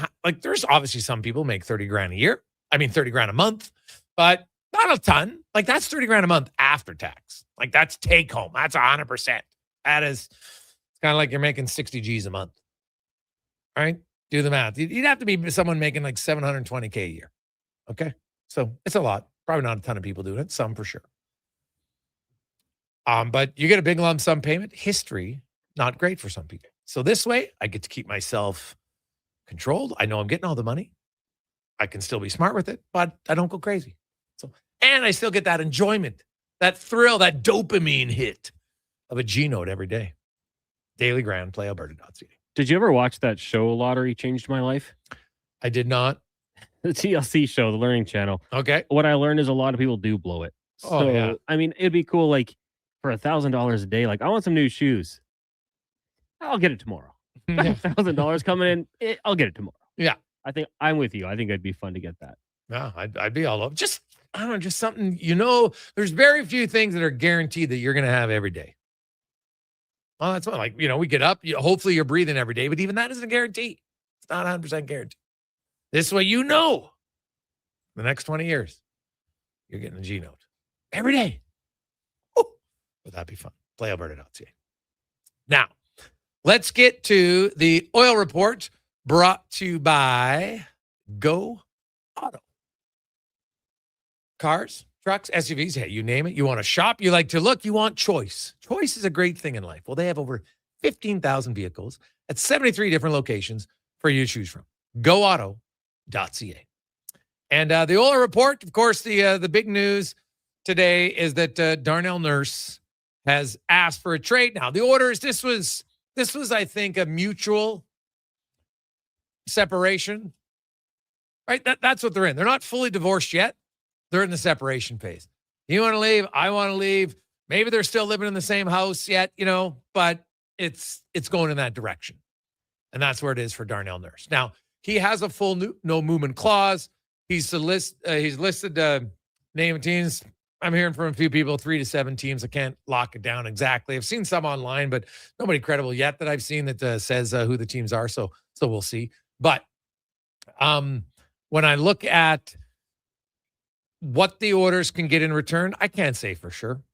Obviously, contract something, but when you look at teams now, there's a lot more cap space, right?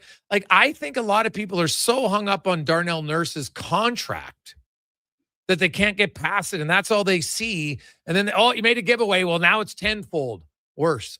I don't think Darnell Nurse is nearly as bad as people will think. And I'm telling you, when he's gone, if the Oilers just give him away for nothing, they're gonna rue that day. They can't do it. And I would like to think that they do, because so far this offseason, I wrote 3 days after the season ended, the number one mistake the Oilers can make this offseason is panic. And, well, what's happened? The coaching hire has just looked like a train wreck. Just story after story of mismanaged. You couldn't, the simple thing, hey, guess what? We've decided we need a tougher coach, whatever that means. Our definition of it, we need to change. Okay, great. Chris Knobloch's gone. That would have been fine. Then you conduct your search. You could have taken all this time you wanted, but never started off on the right foot. Drama. Then they get to the point where, geez, well, maybe we think Mike Babcock, of all people, hasn't coached since 2019, hasn't won a playoff since 2013. Got let go of his last 2 jobs because he wasn't necessarily the greatest human. But he's the answer. All right. But again, now's what's happened. Now they're like, well, if you want to do that, the NHLPA, and the NHL are going to conduct an investigation into something other than asking for pitchers in Columbus. There's something else that happened, and we need a deeper dive on it. And you're like, what? So now that's on hold. Who knows if it's going to happen, when it's going to happen. So now they might have to twist to another option. So the last thing you need to do is say, you know what? And I didn't like Darnell Nurse had too many own goals, because that's what guys had too many own goals. Yeah, okay. That's the reason to just give him away. You know what? I don't like his puck decisions all the time. Okay, let's just give him away. Because you know what? You can just replace that guy. And I'm like, are you sure? Darnell Nurse plays. If he was so bad, why did Paul Coffey, who many people think is a really smart coach, why did he play the most minutes on the Oilers in the playoffs 5-on-5? And oh, by the way, Darnell Nurse had the best numbers of any defenseman 5-on-5. 7-3 goals, 4 against. 5-on-5. McDavid, by the way, was 3-7. Didn't play a ton together. Maybe they should have. For the Oilers, if they panic and make another bad trade, like, I'm sorry, it's hard to, everybody's going to make a bad trade. Because they've made some good trades. Podkolzin and Kapanen, they got those guys for nothing. Right? Combined, they gave up a 4th-round pick and actually got that 4th-round pick back in the Evander Kane trade. So literally nothing for those 2 players. Those are hell of a deal, hell of an accomplishment. Right? You got Connor Ingram for nothing. Helped your team. You got Jack Roslovic for $1.5 million. Nothing. So they made some good moves. Stuart Skinner trade, brutal, with a capital B, capital R, capital U, capital T, capital A, capital L. Brutal. You can't not have that again. So that's where they're at, to me, with the Edmonton Oilers. This is another area of their team where they got to look, and we got to make a right move. And if you trade Darnell Nurse, because a lot of people are saying, well, Jake Wallman just comes in. I'm like, okay, but for how many games?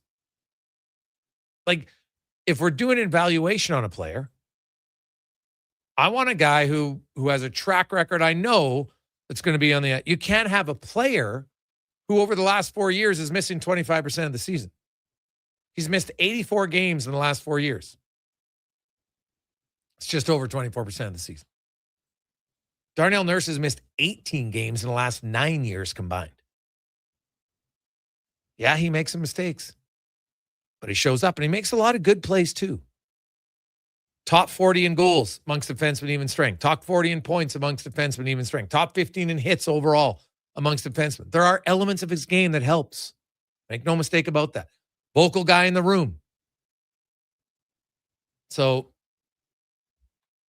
I'm going to be very interested to see ultimately what the deal is, because I did not like the Stu Skinner trade on the day. Now, I didn't think it would turn out as bad as it did for year one. Now, they can still salvage it.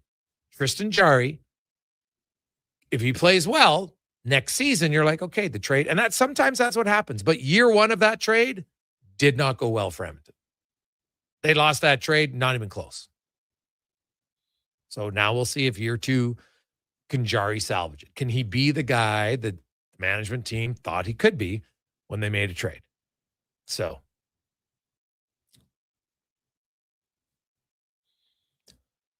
hey, Gregor, do you say you don't like Walman? No, I don't mind Jake Walman as a player at all. I'm just saying, if you say he's going to replace Darnell Nurse, then you have to say that he's going to replace him in the lineup almost every night. And that's one thing that he hasn't been able to do. Now, maybe he's the Brent Burns. Right? Go look at Brent. Brent Burns can't miss a game now to save his life. He's in there all the time. Right? Over 1,000 consecutive games. But go look at early in Brent Burns' career. It wasn't tracking that way. You never thought it would happen. Brent Burns was a guy early in his career who missed 10 games, 21 games, 32 games. Right? He actually, in 2012-13, he missed 18 games. Then he missed 13. And then after that, he hasn't missed a game since. Since 2014-15, he hasn't missed a game. But prior to that, he had missed a lot of games. So maybe Walman, maybe he gets better. But I'm just saying, skill-wise, there's lots I like about Walman, but he's not physical. Right? He has 24 hits in the 68 games with Edmonton. In that time span, Nurse had like 2 hits a game. Walman has like a half a hit a game. So he's not going to replace his physicality. He shoots the puck better. He moves the puck better. I like his hockey sense better. But again, if he's missing 20 games a year, who now is going to replace it? Spencer Stastny? I'm not sold he's a third pair defenseman, to be honest. Like, I'm not really sure, like, what does Stastny do? Not very big. He's not physical. Doesn't move the puck. He doesn't really have an identity. So to me, if you're going to move into Walman, well, now you need a third pair left defenseman, right, to replace him. And that's where Jamie Alexiak could make some sense in that regard, because he at least could replace, if Walman's going to replace the offense and improve the smarts, okay, well, then Alexiak at least would come in and could fill the physicality part, right? So you could do that. But make no mistake, until Jake Walman shows that he can play all those games, I don't think you can say he can replace Darnell Nurse, simply because of an availability perspective, not a skill availability. Big difference. Hey, Gregor, maybe Brett Kulak comes to the team. Sure, that's an option. But again, elements of your team. Kulak's not a physical player. Walman's not a physical player. Bouchard's not a physical player. Ekholm's not as physical as he used to be. Right? You need that element then. So who's going to bring it? You're going to have to add someone. Right now, Connor Murphy would bring it. But what if they don't sign him? Like, what does their blue line look like? This is a big one. Hey, Gregor, what about Logan Stanley? I'd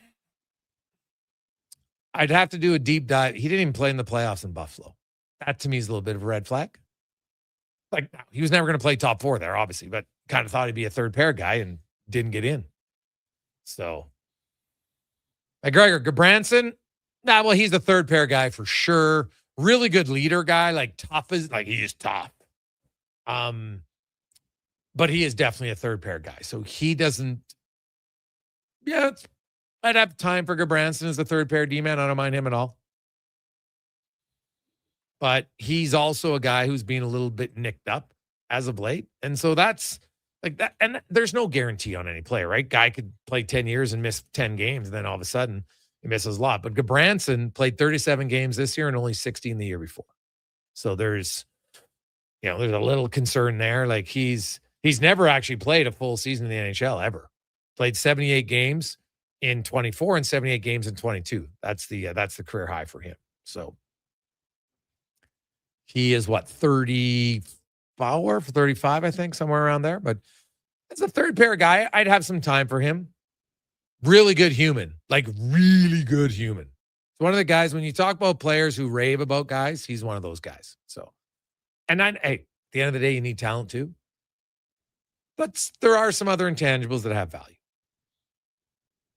That's the Oil Report brought to you by Go Auto. We'll return. Dave Naylor.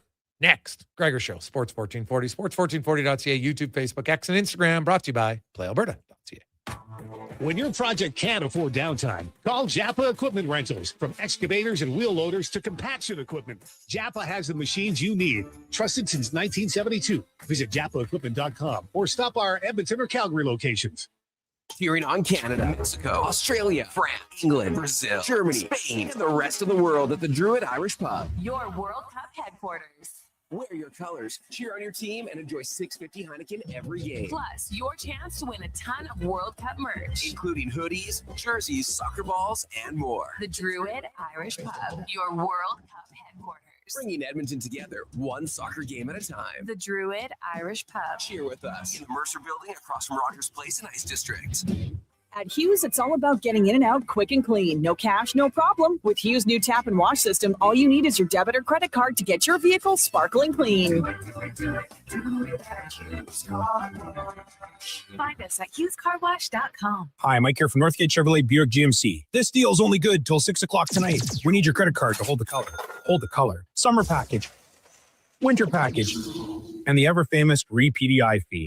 I gotta pay you to rebuild the car? Does this sound familiar? At Northgate, we do things differently. We offer 0% financing, a great selection of new, pre-owned vehicles. So if you'd like to do business a different way, stop in and see us today, 13215 97th Street, or visit us online at northgategm.com. You're in Northgate country.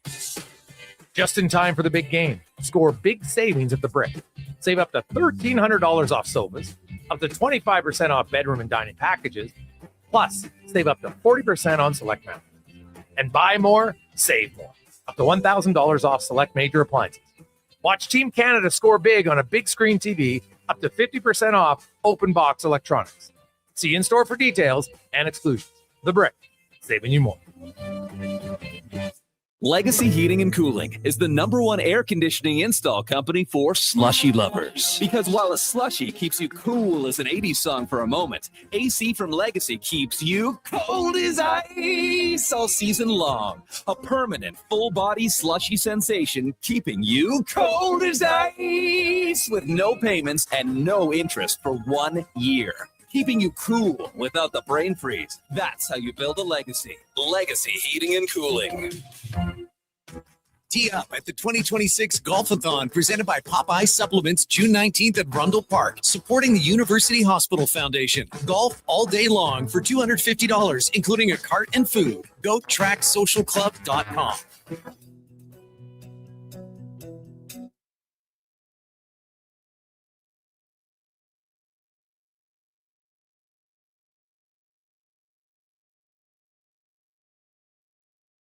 This filter to change from season to team. I don't even know what that means, nor do I care. Portions of this hour brought to you by the Druid Irish Pub, Edmonton's favorite soccer home. The Druid Irish Pub is back in the Ice District across from Rogers Place. Watch all games with $6.50 Heineken only at the Druid Irish Pub. The Jason Gregor Show, the best of Edmonton sports talk and beyond. This is Sports 1440. Presented by PlayAlberta.ca, Alberta's only regulated online gambling website.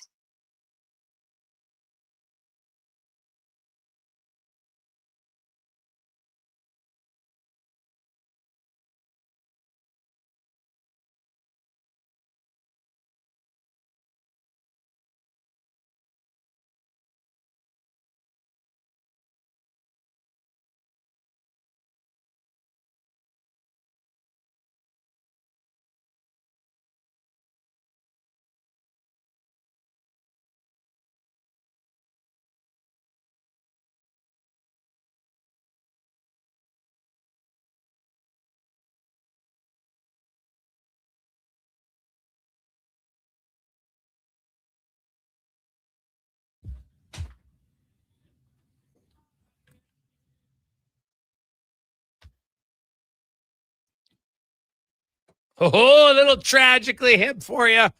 How you doing, Jason Gregor? Connor Halley, Sports 1440, sports1440.ca. Hope you are having a lovely Thursday afternoon. Of course, Game 5, pivotal matchup tonight. Hurricanes and the Golden Knights. Winner will be one win away from really history and many reunions in their future. 10-year, 20-year. Like, trust me, you win a championship like that, you can't wait to get together many years down the road. It's just how it works, right? Some of you probably going to your high school reunion this summer. Maybe it's 10 years. Maybe you were a 2016er. Maybe your graduation was the year the Oilers lost to Carolina in Game 7 of the Stanley Cup Final. And now you have a 20-year anniversary reunion. Might remember where you were. Show up. Who knows? Good luck. Now, let's get to our football report brought to you by Legacy Heating and Cooling. Home of the no payments, no interest for 1 year on your AC or your furnace. Bundle them together, save even more. LegacyHeating.ca. As Dave Naylor from TSN Football Insider joins us. Davey, welcome back to the show, my man. How you doing? Not too bad, Jason. How about yourself? I am great. So, Dave, it's only 1 week, but Justin Rankin has a goal of 1,000 and 1,000 rushing and receiving. He got off to a really good start. He needs to average 52 rushing yards a game, 53 receiving yards a game over his next 17, and he can get there. Do you think 1,000 is plausible? And if so, how realistic, if you had to put a percentage on it?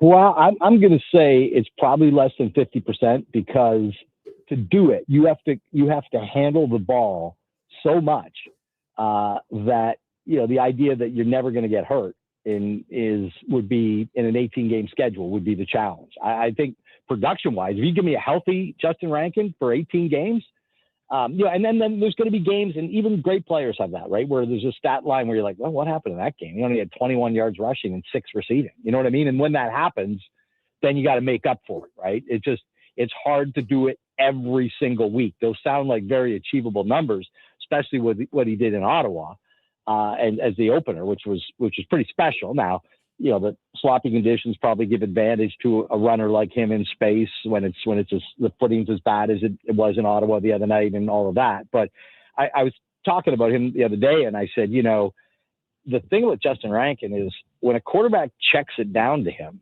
it can go for 45, right? Like a check down play can be an explosive play. We think of check downs as kind of the opposite of an explosive play, that you're just dumping the ball off to try to avoid a sack, get back to the line of scrimmage, get 3 or 4 yards, whatever you can, regroup 2nd and 7. But with Justin Rankin, it can go, you know, that's the part that makes it doable, is that, you know, he can get 50 yards on 2 catches, you know, or 3 catches. He doesn't have to be a high volume receiving guy, you know, to be able to get those kinds of numbers. So it's funny. I was telling the story I was on Ottawa radio earlier this week. And I said, you know, I was on Edmonton radio late last season, and the host asked me, did I think Justin Rankin should get consideration for most outstanding player? The host was you. And at the time, the question kind of struck me as a little bit outlandish. And I got off the air with you, and I kind of dug into the numbers, like, you know what, that's not an outrageous question. and since now we're, you know, and I think part of it is that, you know, when the way the Elks got off to the start last year, and, you know, they were really playoff competitive. I mean, sometimes individual performances kind of get glossed over a little bit, but he is certainly, it sent me scurrying to see what his odds are right now for most outstanding player this week. He's 19-1. So that's not bad odds, I would say. Yeah, no, it's not bad odds. Like, I know it's hard for a running back to win it, but if you got 1,000, no one's ever done it. That could get him in the conversation at least. It would put him in the conversation. And you need a year where a quarterback doesn't throw for 5,700 yards or something, right? Like that's the other thing.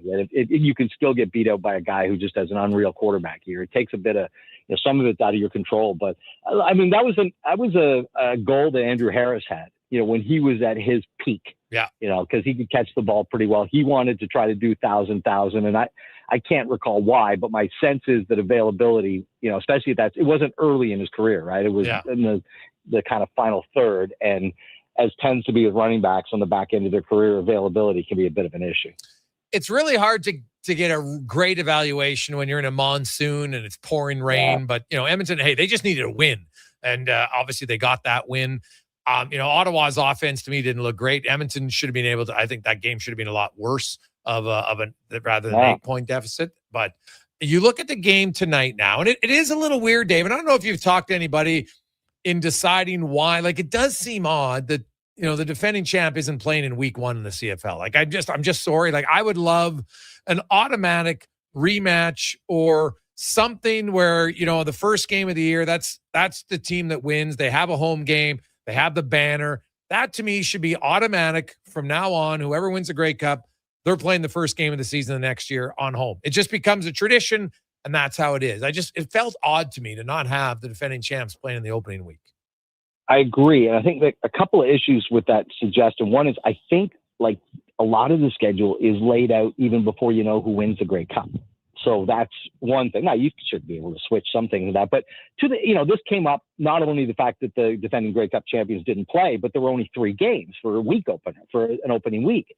And so I kind of pressed the league on this. I said, look, I get a zillion questions about this. Like, I can give me something more specific than, it always comes down to stadium availability. Apparently, and again, take this for what it's worth. I believe it because it was told to me, and the question was very much directed specifically, that in week 1, there were only 3 stadiums available. They played in the only 3 stadiums that were available. Of course, normally they have 9 stadiums available. Right now they have 7 because of the World Cup. So that's a dynamic.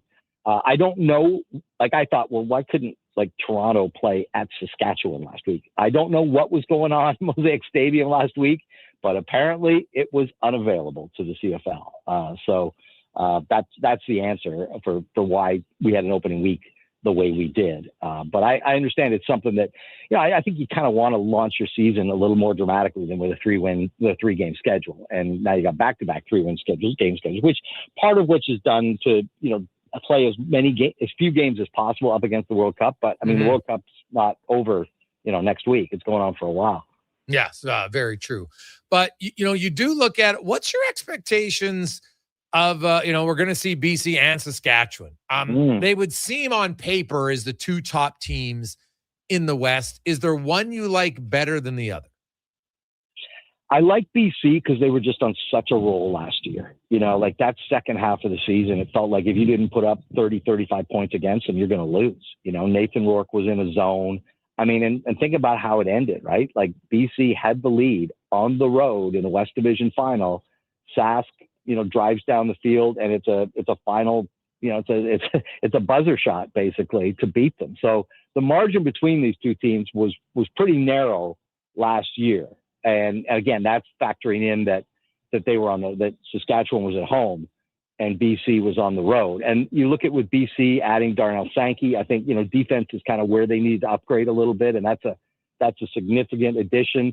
Saskatchewan's roster is very much intact for defending Grey Cup champions, particularly offensively. I mean, the offensive line, they moved some pieces around, but it's basically the same guys. The receivers, they lost Tommy Neal, who made that catch against BC. But they kept, and they lost Dante Myers to the NFL. But offensively, it's very much status quo. And defense on the back end, their 5 members of the secondary are the same 5 from last year. So they've got some turnover at linebacker, but Jameer Thurman's still there. They got some turnover at defensive line, but Mike Rose is still there. So they managed to kind of come through it, I think, pretty well. The tricky thing about the West, and somebody sent me a note today, just said, hey, I just noticed that the Saskatchewan's win total for the year is 9.5. That seems really low. What do you think? And I said, well, yeah, it does seem low, but I think you have to be aware that there's a sense that the West may really beat up on each other this year, right? Because, like, who's the weak sister in the West? I mean, Calgary led the division for most of last season. Saskatchewan won the division and won the Grey Cup. I just told you, I think BC is a little better than Saskatchewan coming into this year. And Winnipeg, the challenge for Winnipeg is going to be, I think, sustaining it. Willie Jefferson looked great in week 1. Zach Caleros looked great in week 1. But, that with those guys in their respective ages over the course of a season, what do you get? And with Zach, I think it's, question of availability. Is he going to play 18 games? Probably not. And behind him, they have Taylor Elgersma, who's, never played a CFL game that mattered and had a relatively impressive training camp with the Green Bay Packers last year. But, I often say that, like, since Russ Jackson, like, there has not been a U Sport quarterback who's grabbed a starting quarterback role and held it in the CFL. So, history is kind of on his side against him on that. So, I think there's some vulnerability with Winnipeg. But again, week number one, they looked really strong. And then you come to Edmonton, who look at their second half of the season. I mean, if you take the first 6 weeks away, because they were, as bad as they were on offense the first 6 weeks last year, they were worse on defense. I mean, it was atrocious. And, they really improved. And I think, now they get a win, which has been the issue at Edmonton is, bagging a win early in the season. Now they got that. I think they're going to be competitive. So I think you could have a West Division where, nobody really runs away with it. You might not have, a 13, 14 win team. You might have a lot of teams, clustered around 10 wins. Just when you look at it right now, because I don't see a team, again, teams can be vulnerable because of injury, but right now I don't see a weak sister, in the West Division. Yeah, it looks like injuries might play a factor for sure. The Woodmansey injury is not great news for Edmonton. He'll be going on the 6-game IL but I know he's going there. Expensive injury, yeah. And I would think they'll probably change the ratio a bit. They've got enough starting Canadians; they can do it on the defensive side of the ball, sure. Right? But that'll be one. The Calgary Stampeders. A lot of people, last year were like, "Wow, the Stamps got off to a really quick start." They did lose their the first game, albeit super close to Winnipeg, 30-28. But when you look at the Stamps, and like they really got off to a great start, and that propelled them to their record, and to get into the postseason. But I look at them this year, and I don't know why. Like Vernon Adams, to me, Dave, I never know what I'm going to get with Vernon Adams. I don't know if you're past that point, but I see a lot of Kevin Glenish in him where I'm like, what? Some games he's great, but lots of games he'll throw 2 interceptions, and it's up to you if you catch him. Well, this is I think, one of the biggest factors that separates quarterbacks once you get to a certain level. Once they've kind of matured and they know the game and they can make all the throws and they can have huge games. What's the variance? What's the variance from over the course of a season? And if there's an area that I think Vernon Adams still needs to improve, it's kind of minimizing that variance and being more consistent. And, we've seen it come out mostly in the second half of seasons. And maybe that's a product of, him getting beat up a little bit because he's not a big, solid guy. He's a smaller quarterback and fleet of foot, and he can do all kinds of things. And, I think both the teams that lost beyond Ottawa last week, Hamilton losing in overtime on a couple of turnovers, and Calgary not losing on a walk-off. I mean, there wasn't, a lot to be unhappy about besides the fact they ended up in the loss column. But yeah, I think Vernon Adams is still in that kind of next tier of guys, right? And which is frustrating, I think, because you can certainly watch games where he is in the tier 1, but then the next week or 2 weeks later, he's not in the tier 1. And I think it's just that variance in his game that is the kind of final step for him to, truly reach, the elite level. And, Calgary got a big bonus getting Jalen Hutchings, from the NFL, because he was huge last year, and, they played pretty well on defense, and, they were the surprise team last year. And now, they're not going to surprise anybody. The challenge is to kind of build upon that. But it was a relatively impressive performance in week number 1. And what was, I think, overall, just a very well played game by both teams. Dave Naylor from TSN joins us. And lastly, Dave, the CFL expansion talk to Quebec. Now, this seems to be maybe the most realistic, plausible expansion talk I think I've heard in a decade. And I've always thought Quebec's the one that makes the most sense, but this one seems a lot closer than at any other time. What about you? Yeah, I know there's been a couple of, it's confusing, I think, for people because there've been some splashes in the media recently. One about, a real estate development tied to a stadium in Halifax, and then one about, the CFL kind of having been in talks with civic and business leaders in Quebec City for the better part of a year, towards expansion. I'll give you my feelings about this. I don't think the Halifax one is real. At least tied to the CFL. I think there's a very, weak relationship between that group and the CFL. I think they've had contact, but I don't think the CFL, well, put it this way. They were caught off guard by the announcement about the real estate development in the stadium. Okay. So that tells you right there, they're not really on board with that one. The Quebec City one, which was broken by a journalist in Quebec City, Sylvain Bouchard, who went on air for 20 minutes and spilled a whole bunch of details. we heard whispers about Quebec City and just the kind of that the league might have some interest there, and that if they did go expansion, that was the more likely play. And, the more I've thought about this over the last, few weeks and months before the story broke last week, it makes so much sense. I mean, you've got a market of 850,000 people in a place where football is wildly popular. You've got a natural rivalry with Montreal. You're going to be the big dog in town because the National Hockey League ain't going back there. Think of the difference of what it does to the French language television deal to add a market of 850,000 as opposed to what it does to the English language television deal if you add a market of 350,000 in Halifax. And I think the league kind of got tired of been there, done that. Their attempts at Halifax and anything in Atlantic Canada have been very public. I think purposely their attempt at Quebec City is the opposite. And you look at the way Stu Johnson goes about his job, right? He kind of comes out and says, oh, by the way, there's some new rules and new field dimensions, and here's a new playoff format, and here's a new broadcast contract. Like he just kind of does stuff below the surface and then pops up when it's finished. And I think that's what the league wanted to do on Quebec City until this report came out. So, the league hasn't said anything official about it, but my belief is that is real.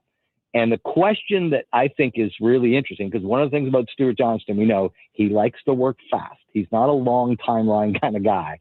Is could you play at that stadium at Laval while you're building a new one? Because if you could, that place seats 15 to 20, not seats, sorry. It has a capacity of 15 to 20, but a lot of those are people standing around the field. So I don't know how viable it is, even on an interim basis for a Canadian Football League team. It certainly can't be a permanent home. The Laval thing comes up, and this has always been the counter. Oh, no. It's a Laval town. Don't even think about it. Now, no, well, hold on a second. It's a market of 850,000 people where they play 4 regular season games a year, which are attended by anywhere from, depending on the opponent, 10 to, 20,000 people, 20,000 maybe when it's Montreal. But to say in a market that big that there's no room for a CFL team because there's 4 U Sport regular season games a year, I mean, that just doesn't pass the logic test to me. Unless 150,000 people are attending those games, and let's be honest, a lot of them are students that aren't necessarily your market for a CFL team. So the more I think about this, the more I think it makes a lot of sense. And I think it could happen sooner than people think.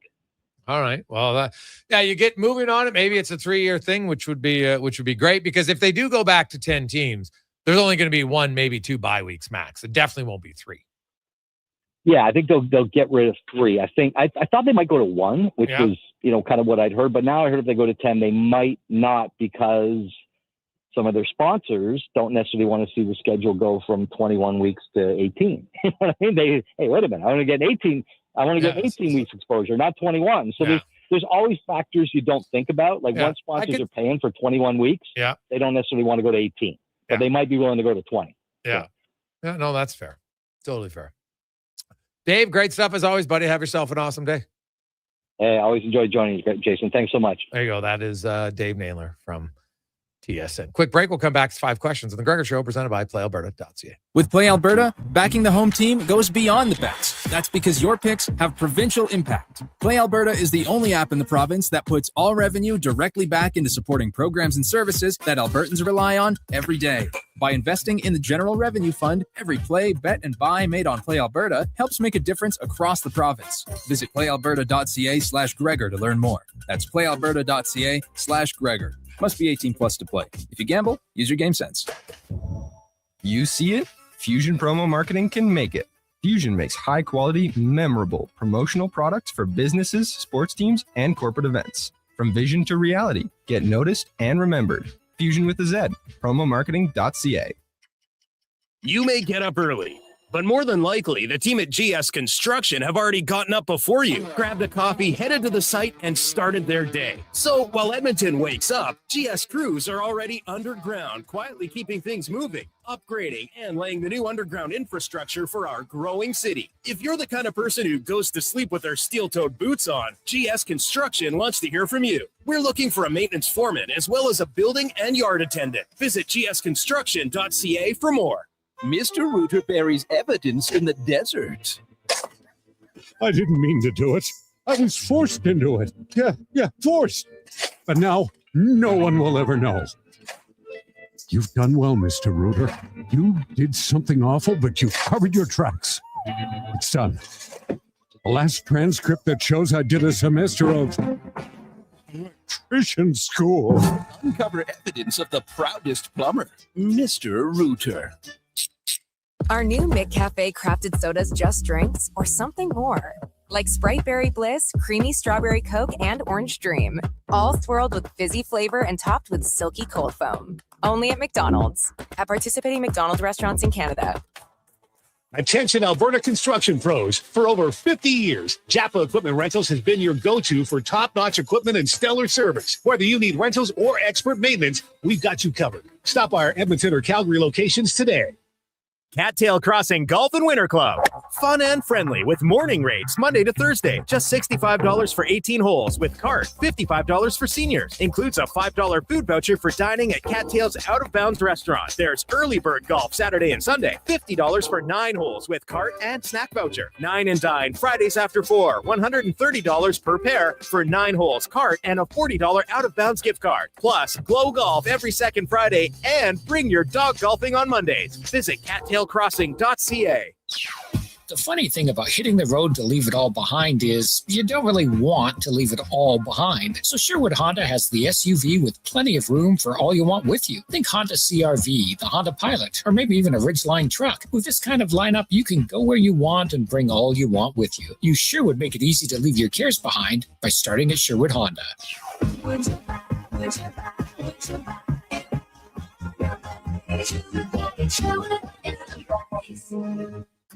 I'm Dr. Vance Elliott. The goal of every one of the thousands of hair restoration procedures I've performed is a full, natural-looking head of hair. I work directly with my patients for the consultation, the procedure, and the follow-up, so we can achieve the best results possible. When people see what we accomplish, I don't want them to think, "Wow, great hair transplant." I want them to think, "Wow, great hair." Go to drvanceelliott.com and contact us today. No fluff, no fillers, just pure entertainment. Sports 1440 brings the heat with bold opinions, big personalities, and Edmonton's fiercest fans. This is your turf. This is Edmonton's sports leader, Sports 1440.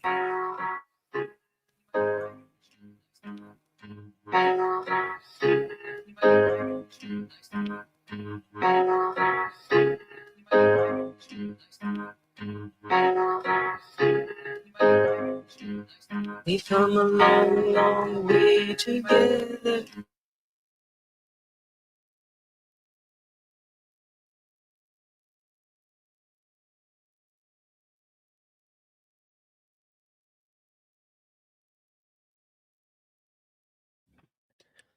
Portions of this hour brought to you by Mortgages to Go. Need cash and have equity in your home? Mortgages to Go have you covered. When the bank says no, they say yes, and they've been doing it in Alberta for over 23 years. Call 1-888-888-5998 or visit mortgagetogo.ca.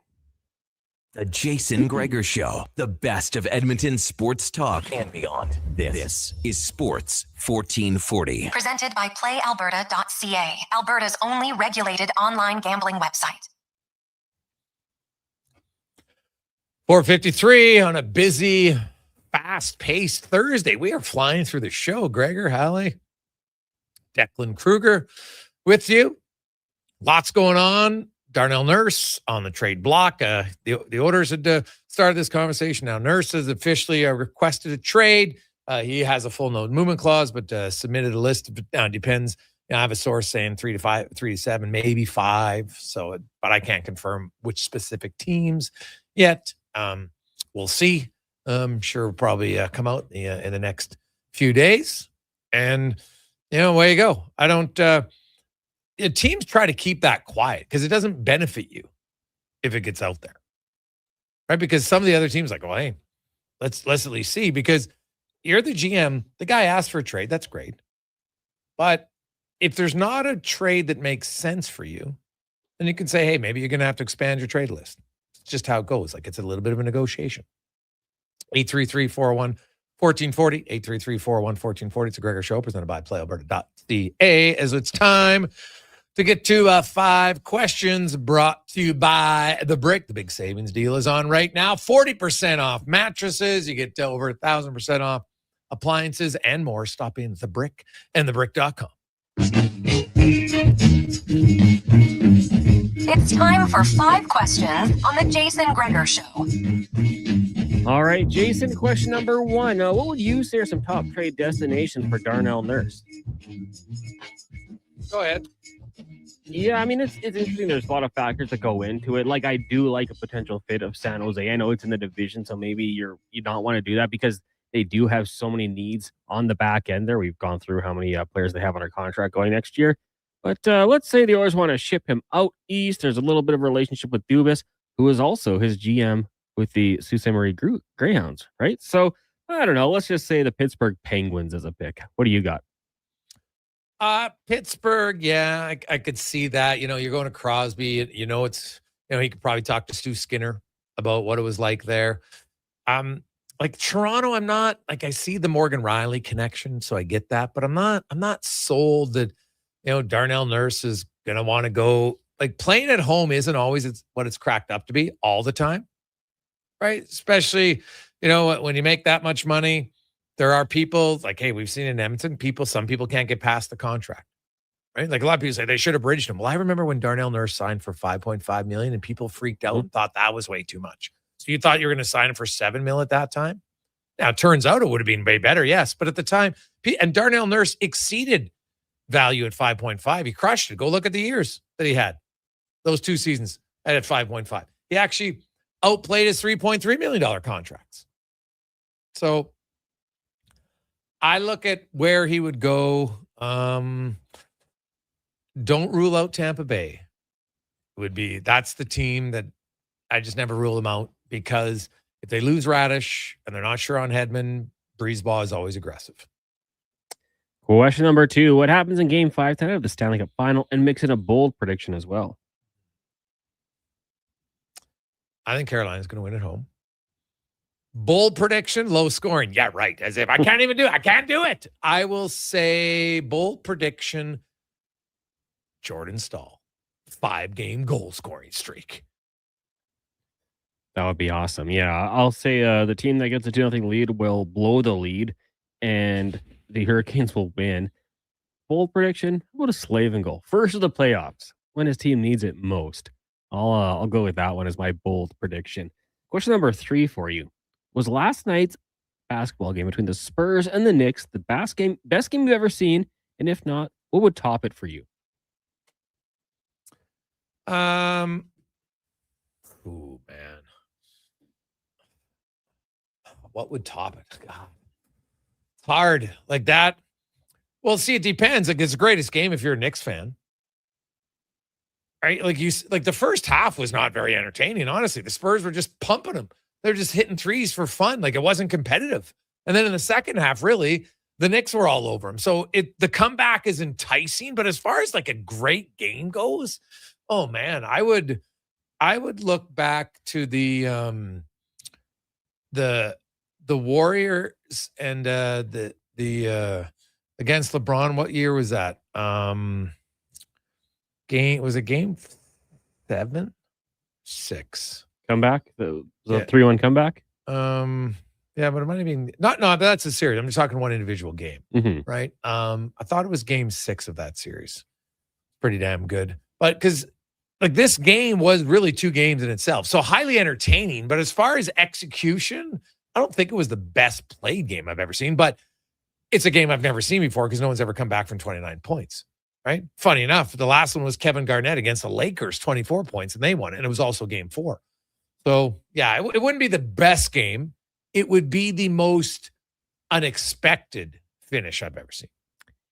Yeah, I mean, I'm trying to think back, like the best game. I mean, I've talked about it before. I love the Raptors-Sixers when Vince going up against Allen Iverson. I thought some of those games were fantastic. But the one that will always stand out to me, and it was really tight in the second half, was Sixers Raptors of a different generation, 2019, when the Raptors won with the shot from Kawhi.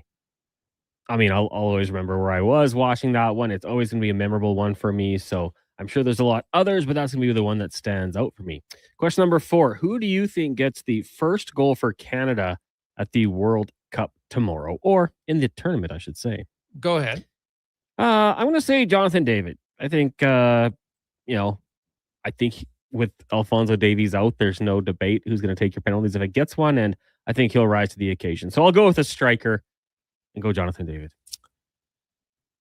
Ooh, well, there's a few David strikers, right? So I could be lame and go with the other one, but I'm going to go with Kyle Larin.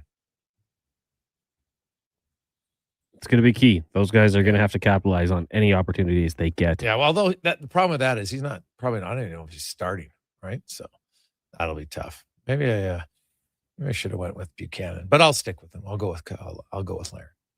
Maybe it's promise. He gets in there at some point. Little injection of energy. Final question for you today. On this day in 2002, American Idol kicked off, launching a few superstars from the show. So in honor of that, when you look at celebrities who got their start in reality TV, who do you think would be your favorite?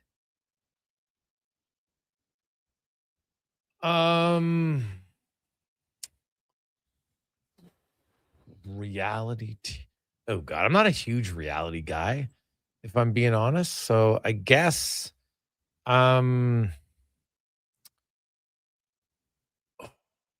she's got, what's her name? She's an unreal singer. I'm just drawing a blank right now. She hosts her own show. Brunette. Kelly Clarkson? Kelly Clarkson. Yeah. She'd probably be the one. Kelly Clarkson. Like, it's not my favorite. I just think she's the best singer. Yeah. Yeah. I think that would be fair. She's got quite the career. Yeah, the one guy who stands out, and I don't think his career started here, but Mike White, who obviously created White Lotus, and he was in School of Rock, and he was in Zombieland. He's got a few movies. He was on Survivor. So I think he would be someone that I definitely would say I like, although he didn't get his career launched. But Kristen Wiig, before SNL, was on a reality show called The Joe Schmo Show. Do you remember that one? Yeah, I do remember that show. I think that would be the one that I would say. She's pretty funny on SNL. She had a really long run, so I'll throw her out there. All right. Not bad. There's I'm trying to think of did Colbert start on a reality show? Juliana Hough, she's had a pretty good career from wasn't she on Dancing with the Stars? Yeah. Right? I'm just trying to think of other names that were even on it. Yeah, you mentioned White. What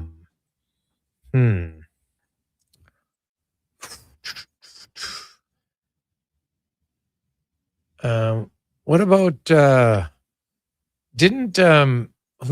what's the lady's name on The View? Wasn't she on Survivor too? Elizabeth Hasselbeck? Yeah. Married Tim Hasselbeck, NFL quarterback? Yeah. Not what about Meghan Markle? Wasn't she on Deal or No Deal? I think all she did was open up the suitcases. So hey, that's all you need sometimes. Right? It helped. Well, the other guy who was a really good singer, like really good singer, is that Adam Lambert guy. Like, he can sing, right? Did he win? I don't even remember if he won, but man, like, the guy went on a tour with Queen. Like, come on, like, he's got some chops. That guy can sing. But I have no idea. Did he actually win American Idol, or was he just on American Idol? I don't know. I mean, to be honest with you, after the first season, when Ruben didn't win, did he win? Maybe he didn't. I think Kelly Clarkson won the first time. Clay Aiken was another guy. I don't remember too many contestants from the show, to be totally honest with you. Yeah. Ruben won the second year over Clay. Over Clay. Carrie Underwood. That's probably a pretty good one. Yeah. Carrie Underwood, not bad. Wasn't the Harry? Wasn't he on like X Factor or something? Harry Styles? Yeah. Sounds about right. I think he might have been. Adam Lambert was a runner-up. Like, I am so aging myself right now. It's comical. Young people are like, what is this idiot talking about? Well, I'm just kind of going off of memory random. I don't watch a ton of reality TV. It's never really been like, I remember Richard Hatch, first year Survivor, him and Rudy, or was it Ruby? Yeah, it was Rudy. Rudy, the old Army vet? Yeah. Like, I remember that, but none of after that, it just, I don't know. It didn't, I'm like, they call it reality show, but it's just, there's way too much stuff. I'm like, scripted, right? And now some of the shows they have to me are just like, I think I would get dumber watching the show. Like, literally. Do you remember Joe Millionaire? No. That was the one for me that I think that's where I got out of reality TV. They told the women he was just ultra rich guy and he was actually just a construction worker. So the whole premise of the show was that some women would do anything for a guy with money. I think that was kind of the premise. And then what happens when they tell him whoever he picks is that he nothing wrong with being a construction worker, but just not a millionaire. Yeah. So interesting. Then didn't know that one.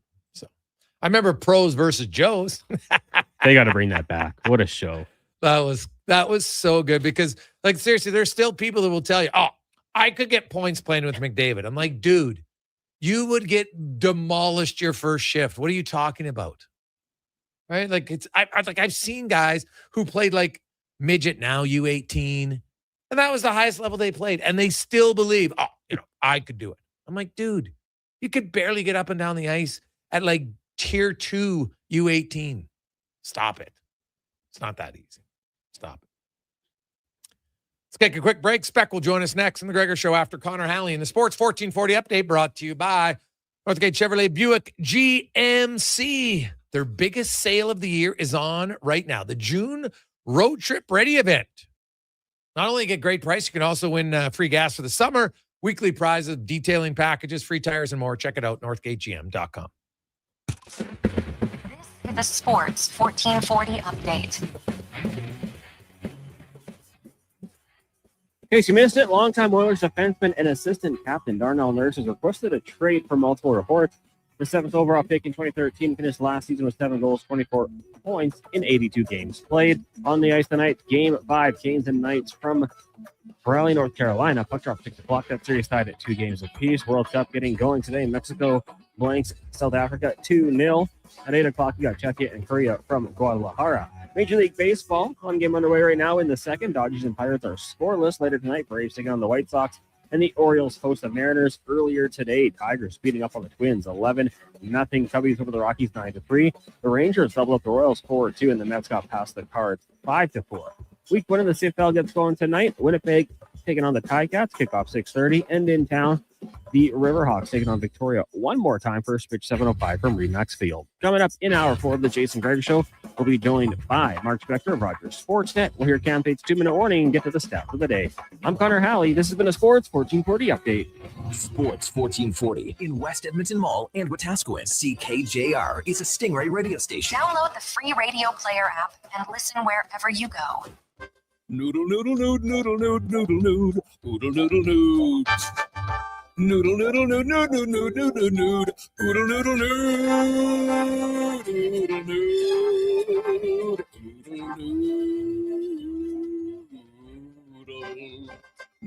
It is the Gregor Show presented by PlayAlberta.com.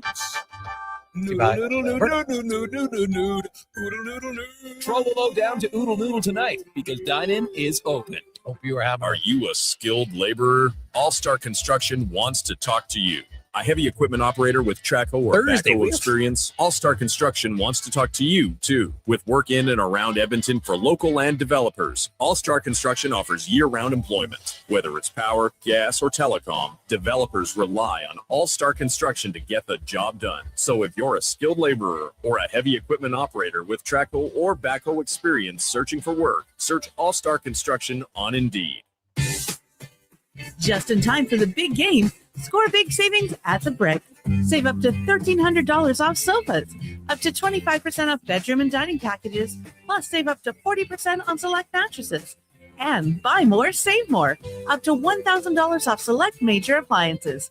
Watch Team Canada score big on a big screen TV, up to 50% off open box electronics. See store for details and exclusions. The Brick, saving you more. Hey there, I'm in the Fountain Tire sidecar, making a list of the things I'm doing this spring. 1. Saving you money, with up to 20% off select tires until June 13th. 2. Water skiing, tricky in a sidecar, but fun. And 3. Saving you more money, with mail-in rebates of up to $100 off a set of 4 select tires and $50 off a $150 service with the purchase of 4 select tires. Oh, that's 4 things. Oh well, restrictions apply. Book online at fountaintire.com. Fountain Tire. We're on this road together, Canada. Get ready for a night of rock with the Gene Simmons Band. Monday, November 30th at Silent Ice Center in Nisku. The Gene Simmons Band, performing your favorite classic hits. Monday, November 30th at Silent Ice Center in Nisku. Tickets on sale now at silenticecenter.com. Don't miss the Gene Simmons Band. The funny thing about hitting the road to leave it all behind is you don't really want to leave it all behind. So Sherwood Honda has the SUV with plenty of room for all you want with you. Think Honda CR-V, the Honda Pilot, or maybe even a Ridgeline truck. With this kind of lineup, you can go where you want and bring all you want with you. You sure would make it easy to leave your cares behind by starting at Sherwood Honda.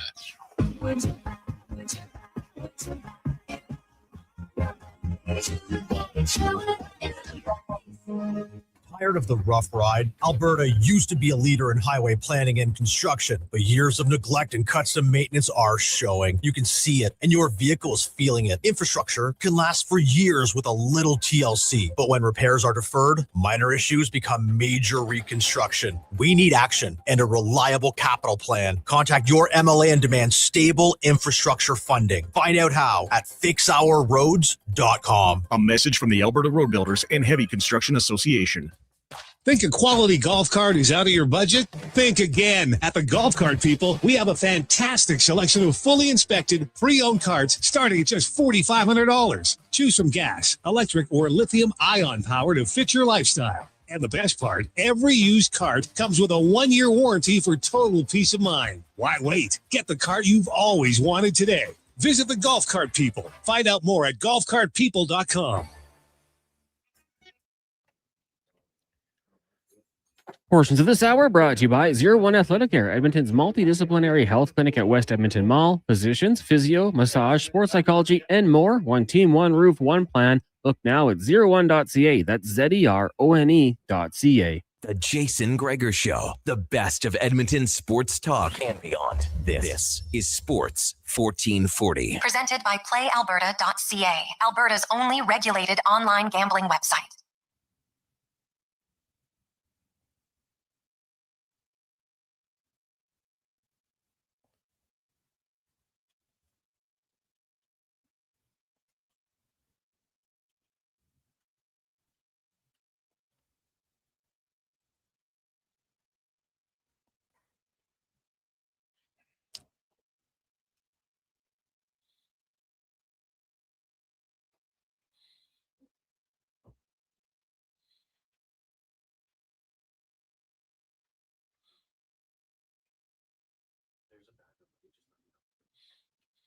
.512, welcome back. Jason Gregor, Sports 1440, sports1440.ca, YouTube, Facebook, X, and Instagram. Hope you're having a lovely, lovely Thursday. The World Cup has begun.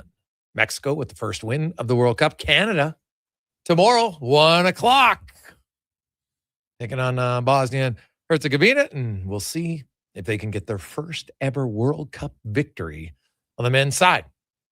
It's going to be electrifying, especially if they win, man. Just build some hype up and maybe get to the elimination round. Obviously, they're not favored to win, but you never know. Could they be a Cinderella story?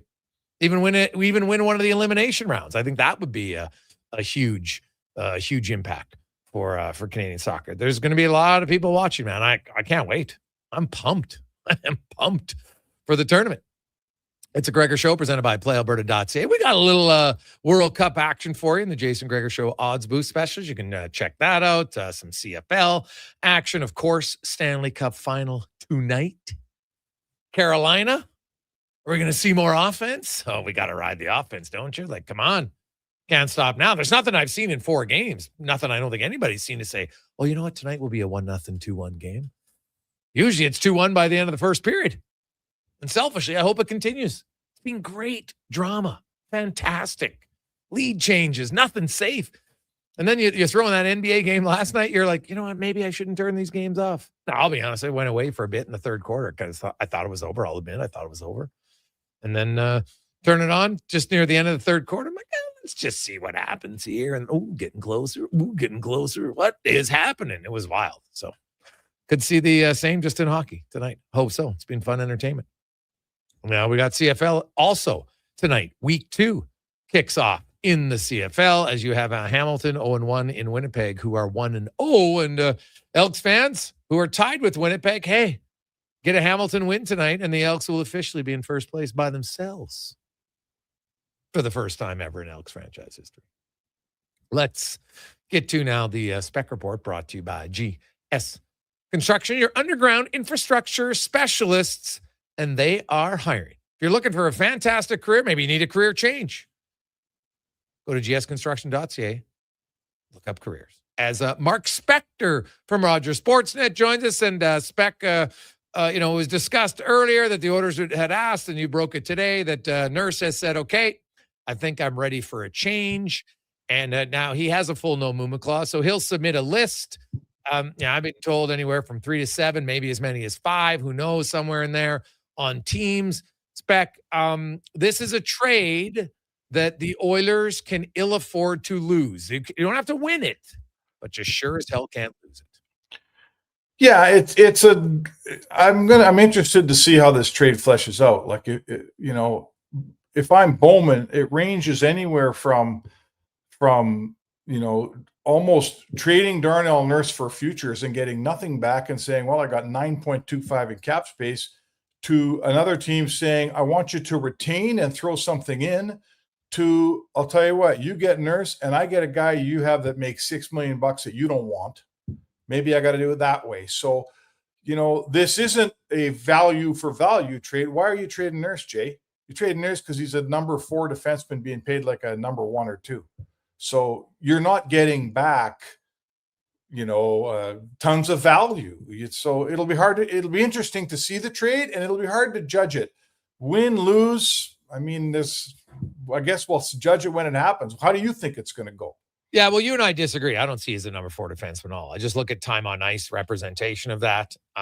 Plays a ton of minutes. So, and the big thing is, like, Nurse, we can list the things he doesn't do well, but then you have to list the things he does well. Yep. And my big concern for Edmonton is you trade Darnell Nurse, now and if you don't re-sign Connor Murphy, you might have the sauce defense core in the NHL. So, you got to, if they trade Nurse, which obviously is going to happen, I think they got to look at bringing in a guy like Alexiak, who obviously would be in the free agent, because now he's not a top pair guy. He's probably a number 5, but at least he could fill the big physical element, right? So you might need, and Wallman, if it can stay healthy, and that's a big if, but if he can stay healthy, he can fill the offensive side of the game, right? Moving the puck probably a little bit better than Darnell Nurse does. So he can fill out that, but he doesn't have the same history of being able to stay in the game as long as Nurse. So I look at Edmonton, and people thought Seth Jones had no value. Go back and read the stories before Seth Jones. He is terrible in Chicago. He's brutal, because look at his analytics. I'm like, yeah, he's on a terrible team, man. You think like one guy's going to have great numbers when the team's terrible? It's not going to happen. And so Jones got you a starting goaltender, which is worth quite a bit. And like a good look at Spencer Knight's numbers last year, man. Like, he was elite on a brutal team. So Nurse will have value. The salary cap continues to go up. The 9.25, obviously when the cap is 114 and then 113 million, looks a lot different than when the cap is 88 million. That's just a fact, right? Yep. So I don't know if you have to, they'll probably have to retain some.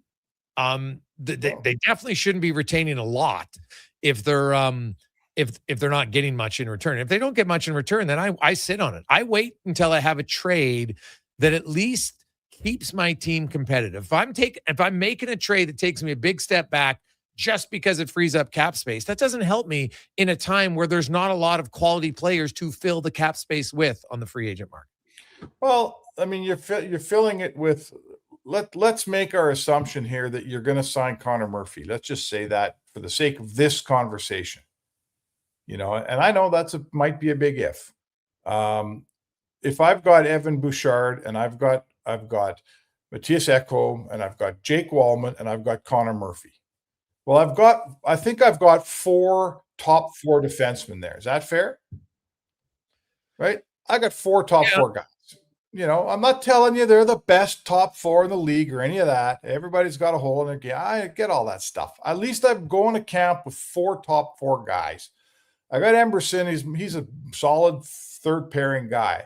So really what I need back, do I want, Cale Makar back? Yeah, I want Cale Makar back. But in reality, I really just need, a second to third pairing left shot defenseman that I like. And if it's a third pairing guy, that's okay, because then I'm going to bring back a guy like, let's say you bring back a guy like Nick Seeler, who would be a third pairing guy that doesn't make that much money. I think it starts with 2 with Nick Seeler. I should check. But now I've got $7 million in cap space, right? And cap space is king. Like, the Oilers are capped out, man. And a lot of the good teams are. So then you go to the market. And if you feel you need a defenseman, you go find one, right? So there's a real sliding scale on this trade for me, Jay. It's if I have to retain, then I better be getting something good back. If Stan Bowman has to take back a player that maybe he doesn't necessarily want that much, that makes a bunch of money, well, then, I'm not retaining anything. So there's a lot of options to make this trade happen. But the big one here is the 9.25. That puts Stan Bowman in a position where he may have to throw in some retention or take a player he doesn't want.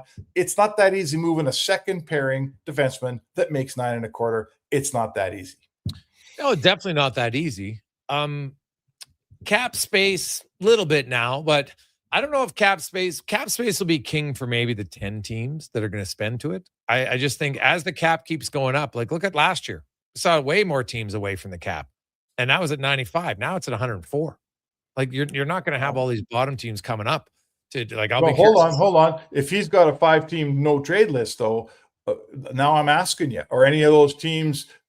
Are they all teams that spend to the cap? Are they all competitive teams? Because teams that are going to win are all spend to the cap. So I have a hard time thinking on Darnell's trade list, there's some teams in there that need to get to the floor, because those teams are usually lousy teams, right? Oh yeah, no, they're not. No, Nurse isn't going to a team like that. I would agree wholeheartedly. Right. Like I don't see that at all. But like you look at teams and who. Who's got money, who doesn't have money. Like I know, people threw out Los Angeles as an option. And I'm like, okay, they're in the division. I know there's Ken Holland. So I think people like to connect dots automatically. Like they said LA and Pittsburgh. Oh, shocking. The two GMs that he's worked with before in junior in the NHL. Like, come on. Yeah. And that might be it. It might be a comfort level thing for sure. So, but like the Dylan Larkin thing last week, Spec, you give your trade list.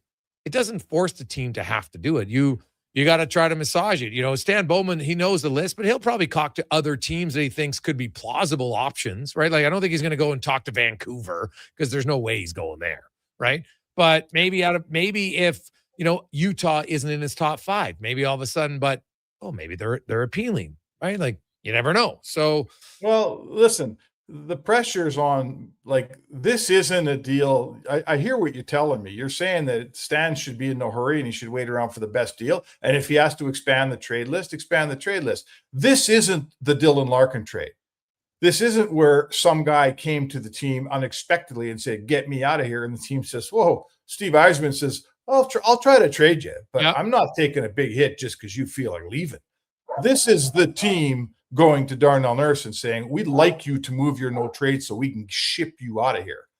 It's not the same as Dylan Larkin. I cannot see a scenario where you could fail to make this trade this summer and start your season with Darnell Nurse on your roster. How unhappy. He's an assistant captain, Jay, an assistant captain. He's been publicly, basically being traded all summer long. Are you telling me you're going to camp with him in October and you're going to bring him back in your room and everything's going to be cool? I can't see it. No, I'm not saying I bring him back then. I'm just saying I don't have to trade him by June 20th, right? Like you can take your time. There's going to be, once the season ends, which obviously we're a week away from, if not sooner, and we get to the draft, Spec, like Darnell Nurse getting traded at the draft seems very plausible to me. That's kind of the trade week, right? Before or after. Is July 1st not your deadline? No. Come on. If I lose my second pairing defenseman, and let's say I got to take a winger back. Yeah. Say I make a trade, I get a winger back. I got to know that for July 1st. Right? Well, you're trading him, right? There's nothing wrong with getting, if you can get a good defenseman in free agency, get the good defenseman and then worry about the trade later. I guess so. Yeah. Right? Like, I'm not going to say, well, we might not trade him, so I'm not going to get this guy. I'm like, if you think the guy's that good, because to me, the Oilers, like, here's the thing, Spec. It's June 11th. They still haven't signed Murphy. You trade Nurse, and what if you don't get Murphy back? You're in a real big pickle. You gotta be able to tell Murphy who your coach is going to be. And this is one of the sidebars. This is one of your sidebars on Mike Babcock, right? Oh, dude. You sign Mike Babcock as your head coach. You can say goodbye to July 1st. Now, for this organization, that might be a good thing because July 1st hasn't been kind to them. Yeah. You honestly think, Spec, that they're going to be able to sign Mike Babcock? Oh, I know. It's starting very much to look like this thing it's not going to work out. And you know what? The Oilers get saved by the league, frankly. I totally agree. But my point is they're still trying and still fairly much considering this move. Jay, you and I can laugh and scoff and say what we want. You know, there is the possibility exists that they're going to hire this guy still. You can't tell me there's no chance it'll ever happen. And if it does happen before July 1st, go into that market and try to find a bunch of UFAs who have a bunch of choices and ask them, you're going to come play for Mike Babcock? They're going to laugh at you.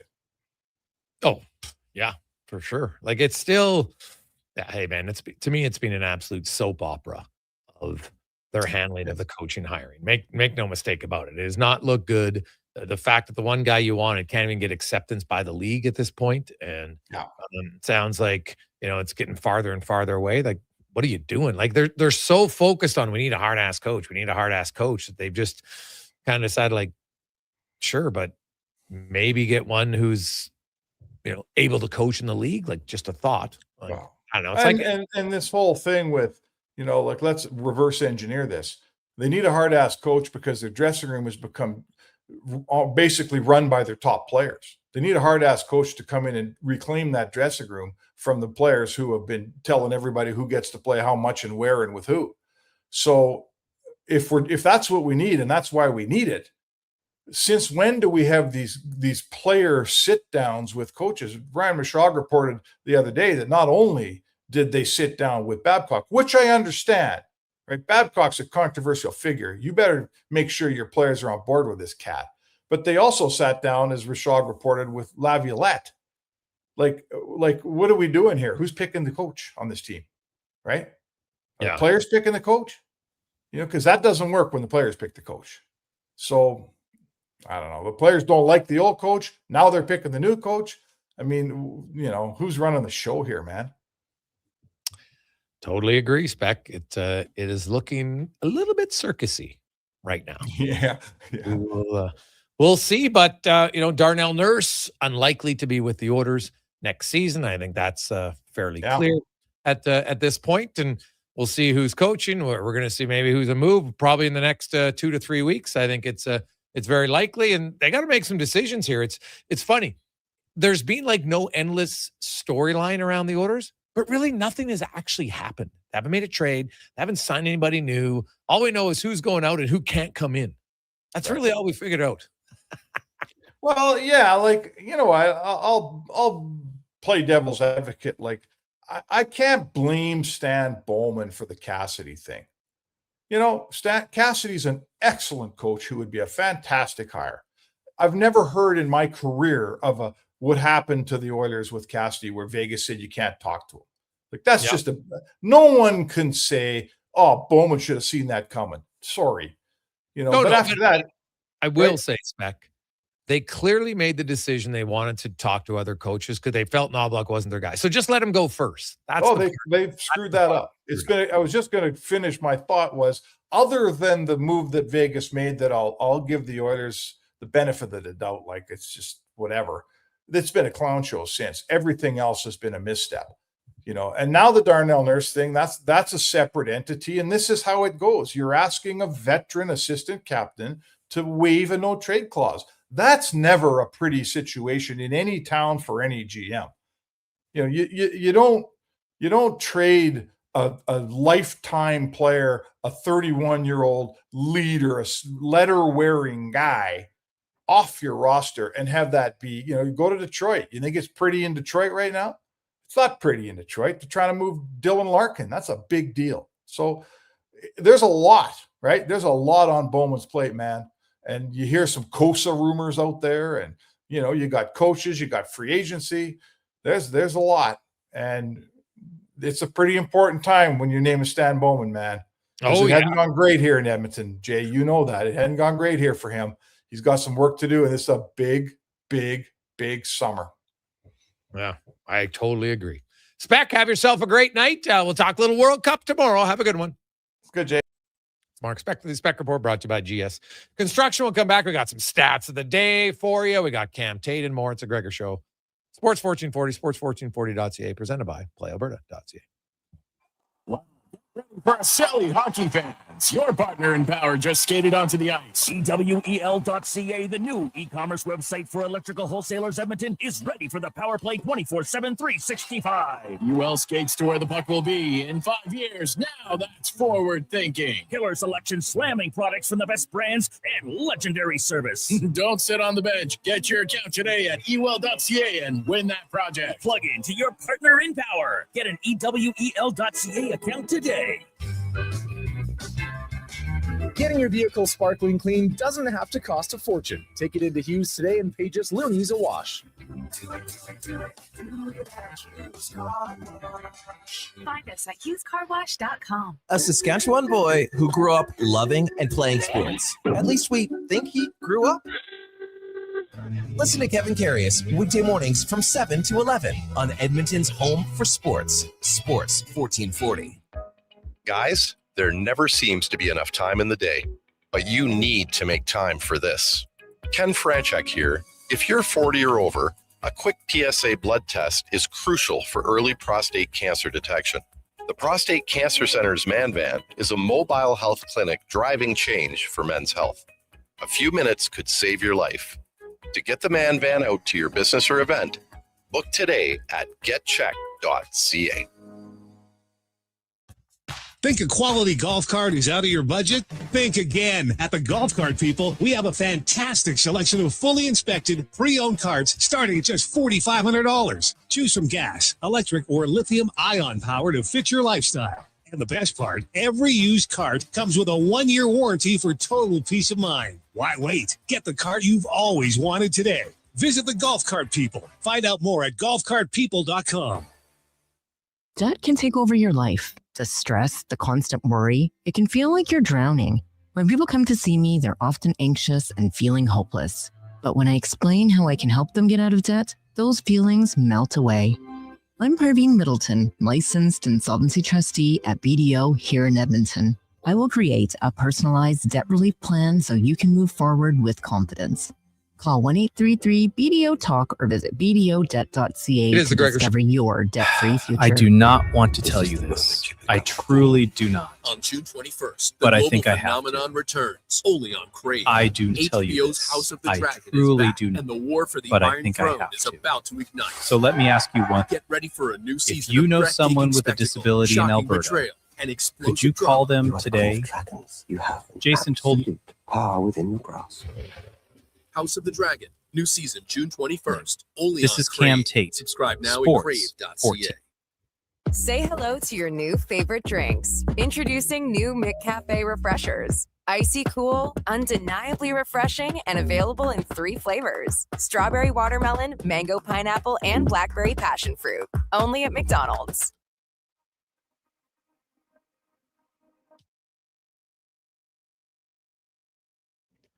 Portions of this hour brought to you by Papa John's. Get the Gregor special. Enjoy 20% off any regular menu price order. Enter promo code Gregor at papajohns.ca or on the Papa John's app. The Jason Gregor Show, the best of Edmonton sports talk and beyond. This is Sports 1440. Presented by playalberta.ca, Alberta's only regulated online gambling website.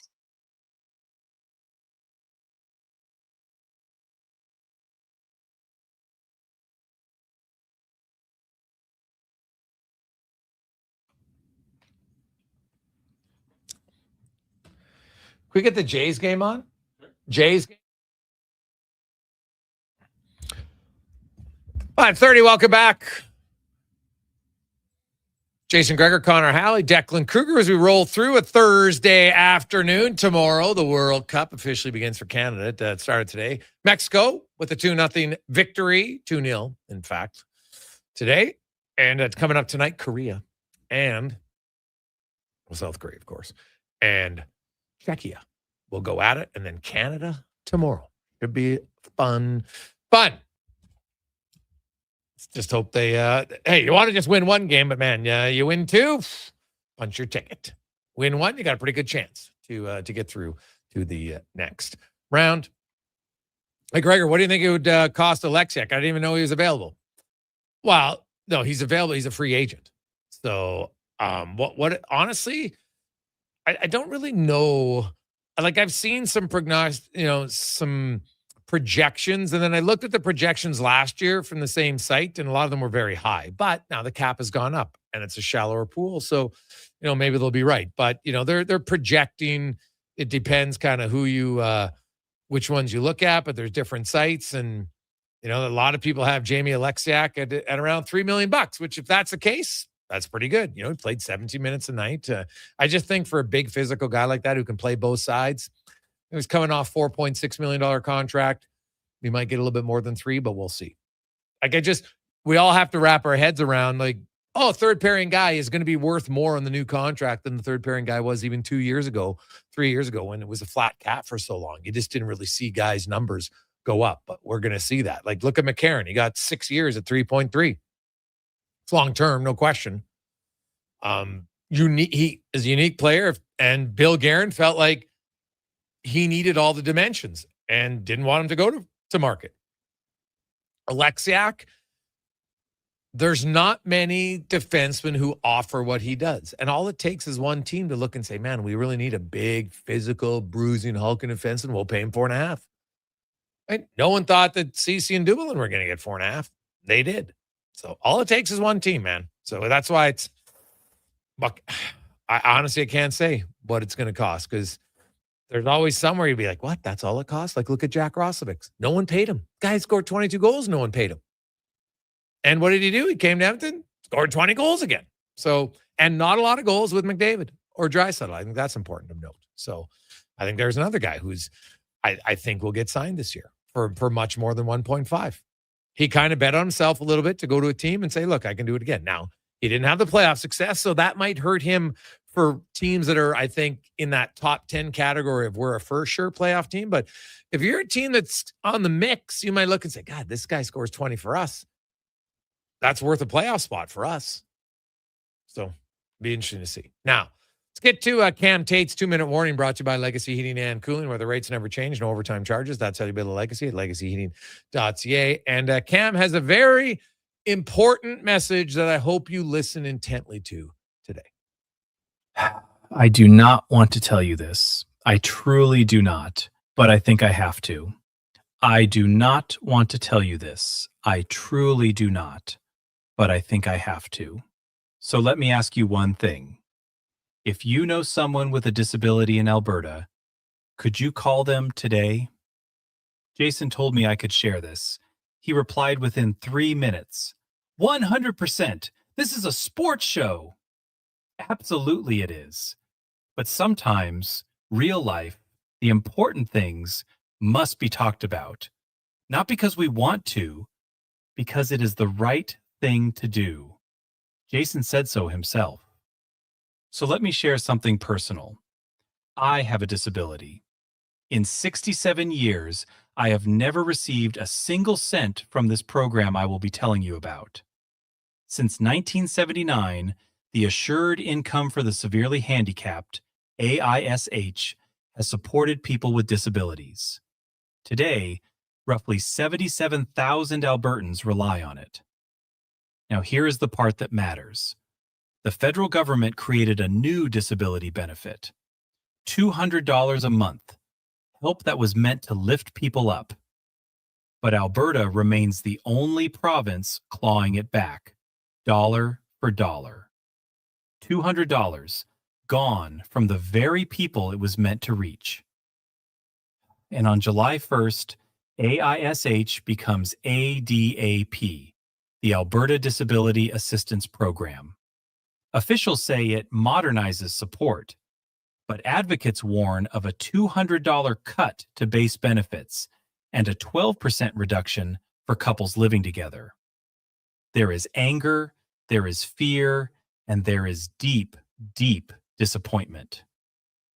2 days ago, I received a message from a man in Empress, Alberta. A goodbye. The next day, I learned of a fire at that same address. I will say no more than that.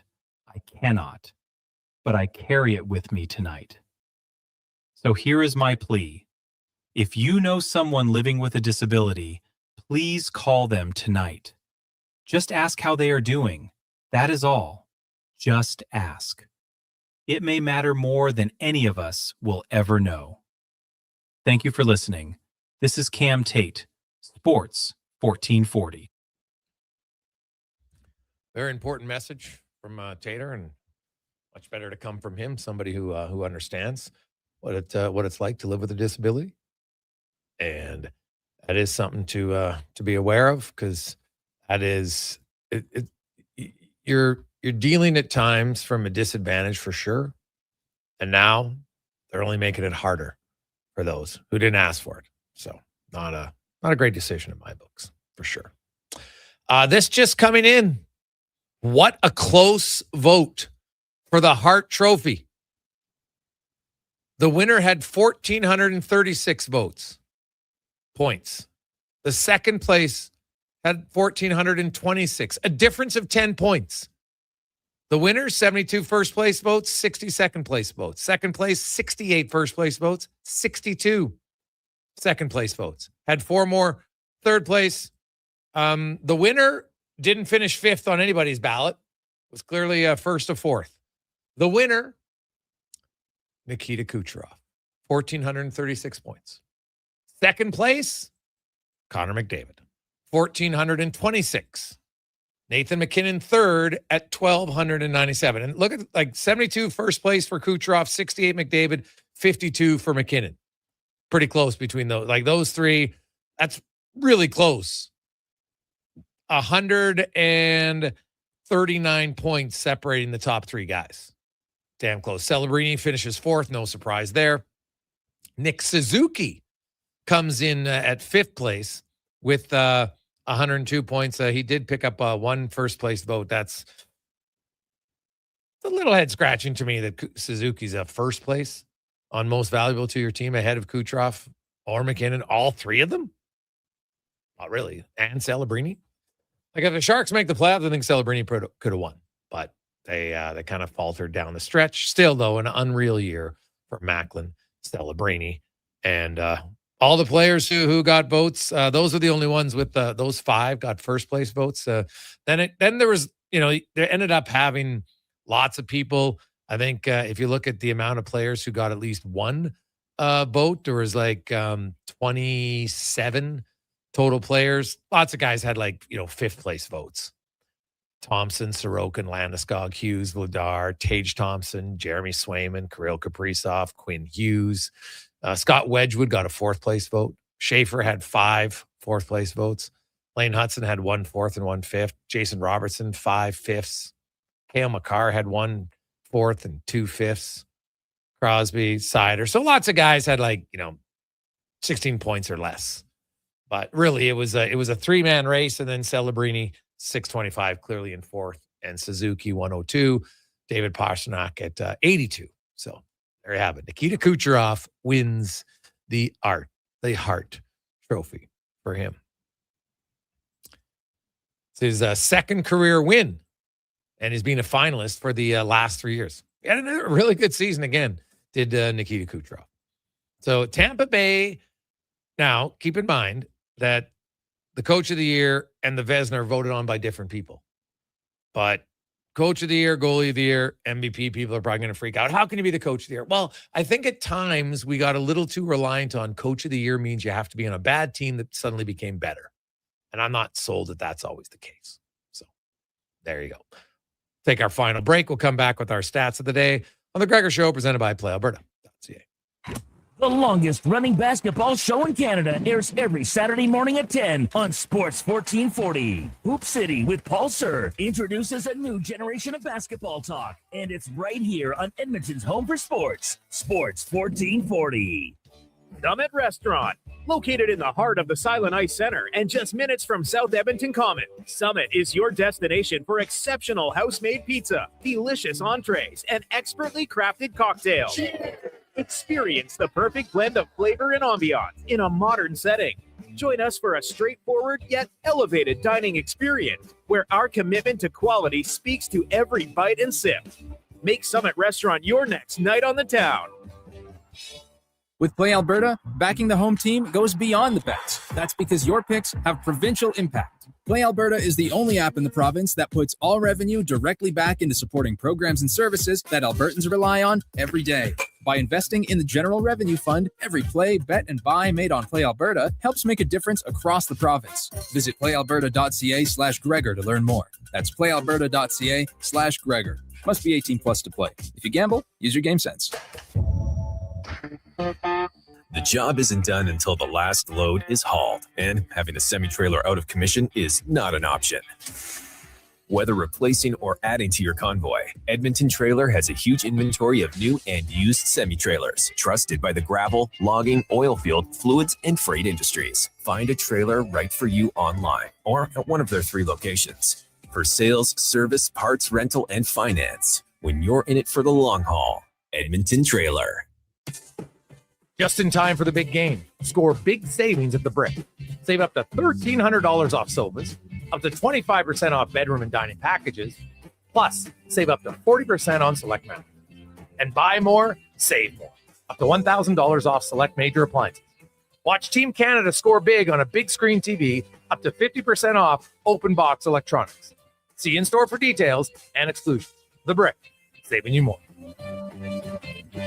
Did you know there are actually 3 seasons we experience in June? Spring, summer, and construction season. And while roads may be narrowed and detours are everywhere, GS construction crews are on site every day doing the work because the city doesn't stop, and neither do we. As we build and upgrade infrastructure, life continues around us. That's why we never lose sight of what matters most, making sure everyone, including our team, returns home safely at the end of the day. For more on what we do, visit gsconstruction.ca. The funny thing about hitting the road to leave it all behind is you don't really want to leave it all behind. So Sherwood Honda has the SUV with plenty of room for all you want with you. Think Honda CR-V, the Honda Pilot, or maybe even a Ridgeline truck. With this kind of lineup, you can go where you want and bring all you want with you. You sure would make it easy to leave your cares behind by starting at Sherwood Honda.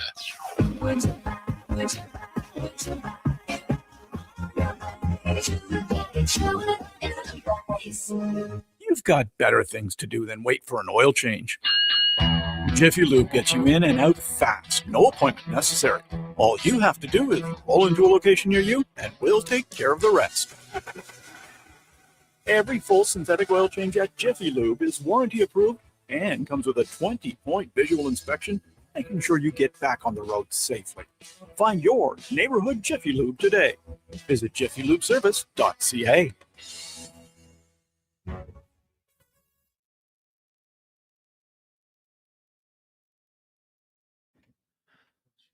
Portions of this hour brought to you by CanTorque, made in Canada, made for Canada, where extreme isn't theoretical. Find your solution at cantorque.com.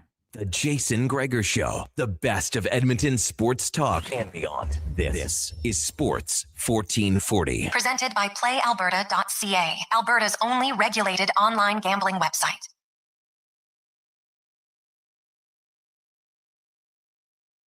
Welcome back as we wrap up the Jason Gregor Show.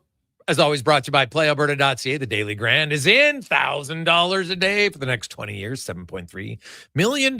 Get your tickets at PlayAlberta.ca and stop in. You can check out the Jason Gregor Show odds boost specials tonight. Of course, little Stanley Cup final action, some soccer stuff early on, and even in the CFL tonight. Of course, well, it's not tonight's game, but we got some Montreal-Toronto action for you as well. But let's get to our stats of the day, brought to you by All Star Construction, founded in 2009. Just keep growing and expanding. They've become the largest contractor in their space in land development, power and gas installation, including street lighting, telecommunications, hydrovac, and more. That is All Star Construction.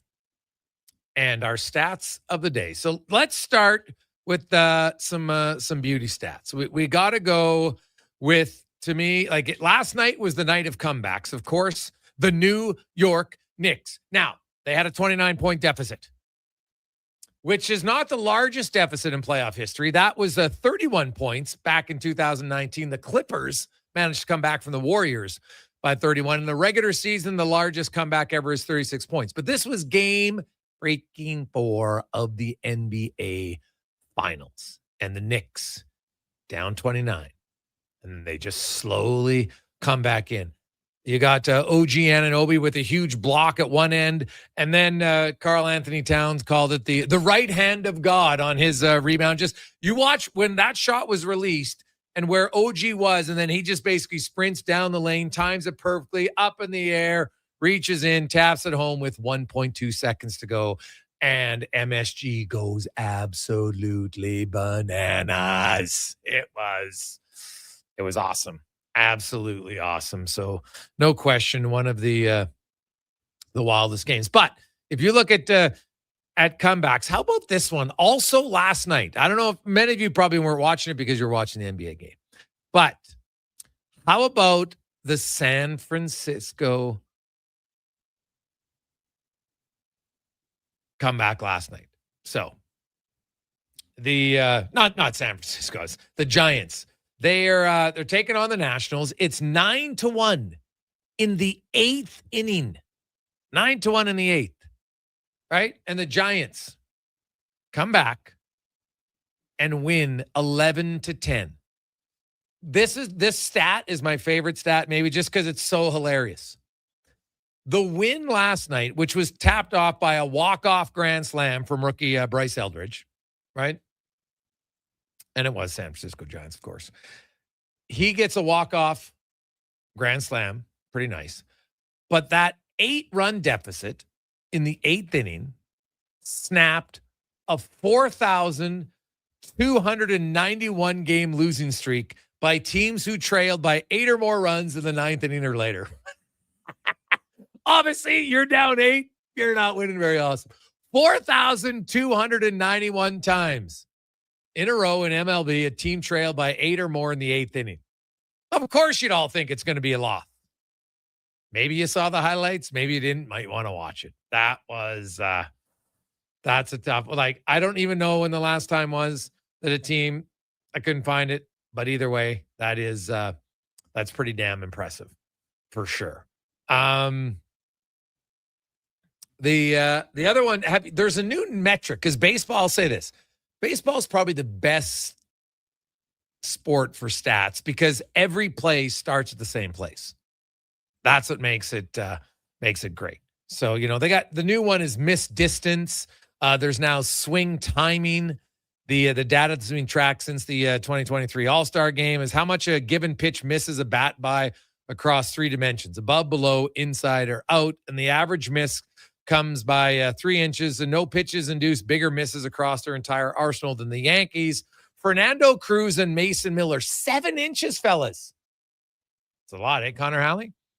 Now, Miller has the filthiest individual pitch. His slider misses bats by an average of, get this, 10.7 inches. That's almost a foot, Connor. That bats, like, you're not just swinging. You're like, it's not even close. And these are the best hitters in the world.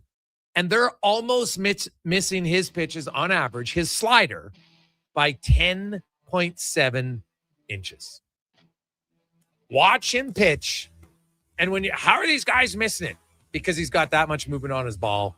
It's incredible. It's not even close to anybody else. So there you go. Also tonight, Mr. Stahl looks for a 5-game goal scoring streak in the Stanley Cup Final. He's the 4th player to score in the first 4 games of a cup.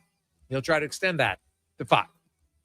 On behalf of Connor Halley, Declan Kruger, I'm Jason Gregor. If you missed any guests or missed any part of the show, you can go to jasongregor.com or download the podcast or go to youtube.com and you can watch it there. Have yourselves a lovely night. Enjoy the World Cup, MLB, CFL, and of course, the NHL. Here's Connor Halley and a Sports 1440 update brought to you by Go Auto. Cars, trucks, you name it, they got it. Over 15,000 at 73 locations. Find your ride today at goauto.ca. Good night. This is a Sports 1440 update.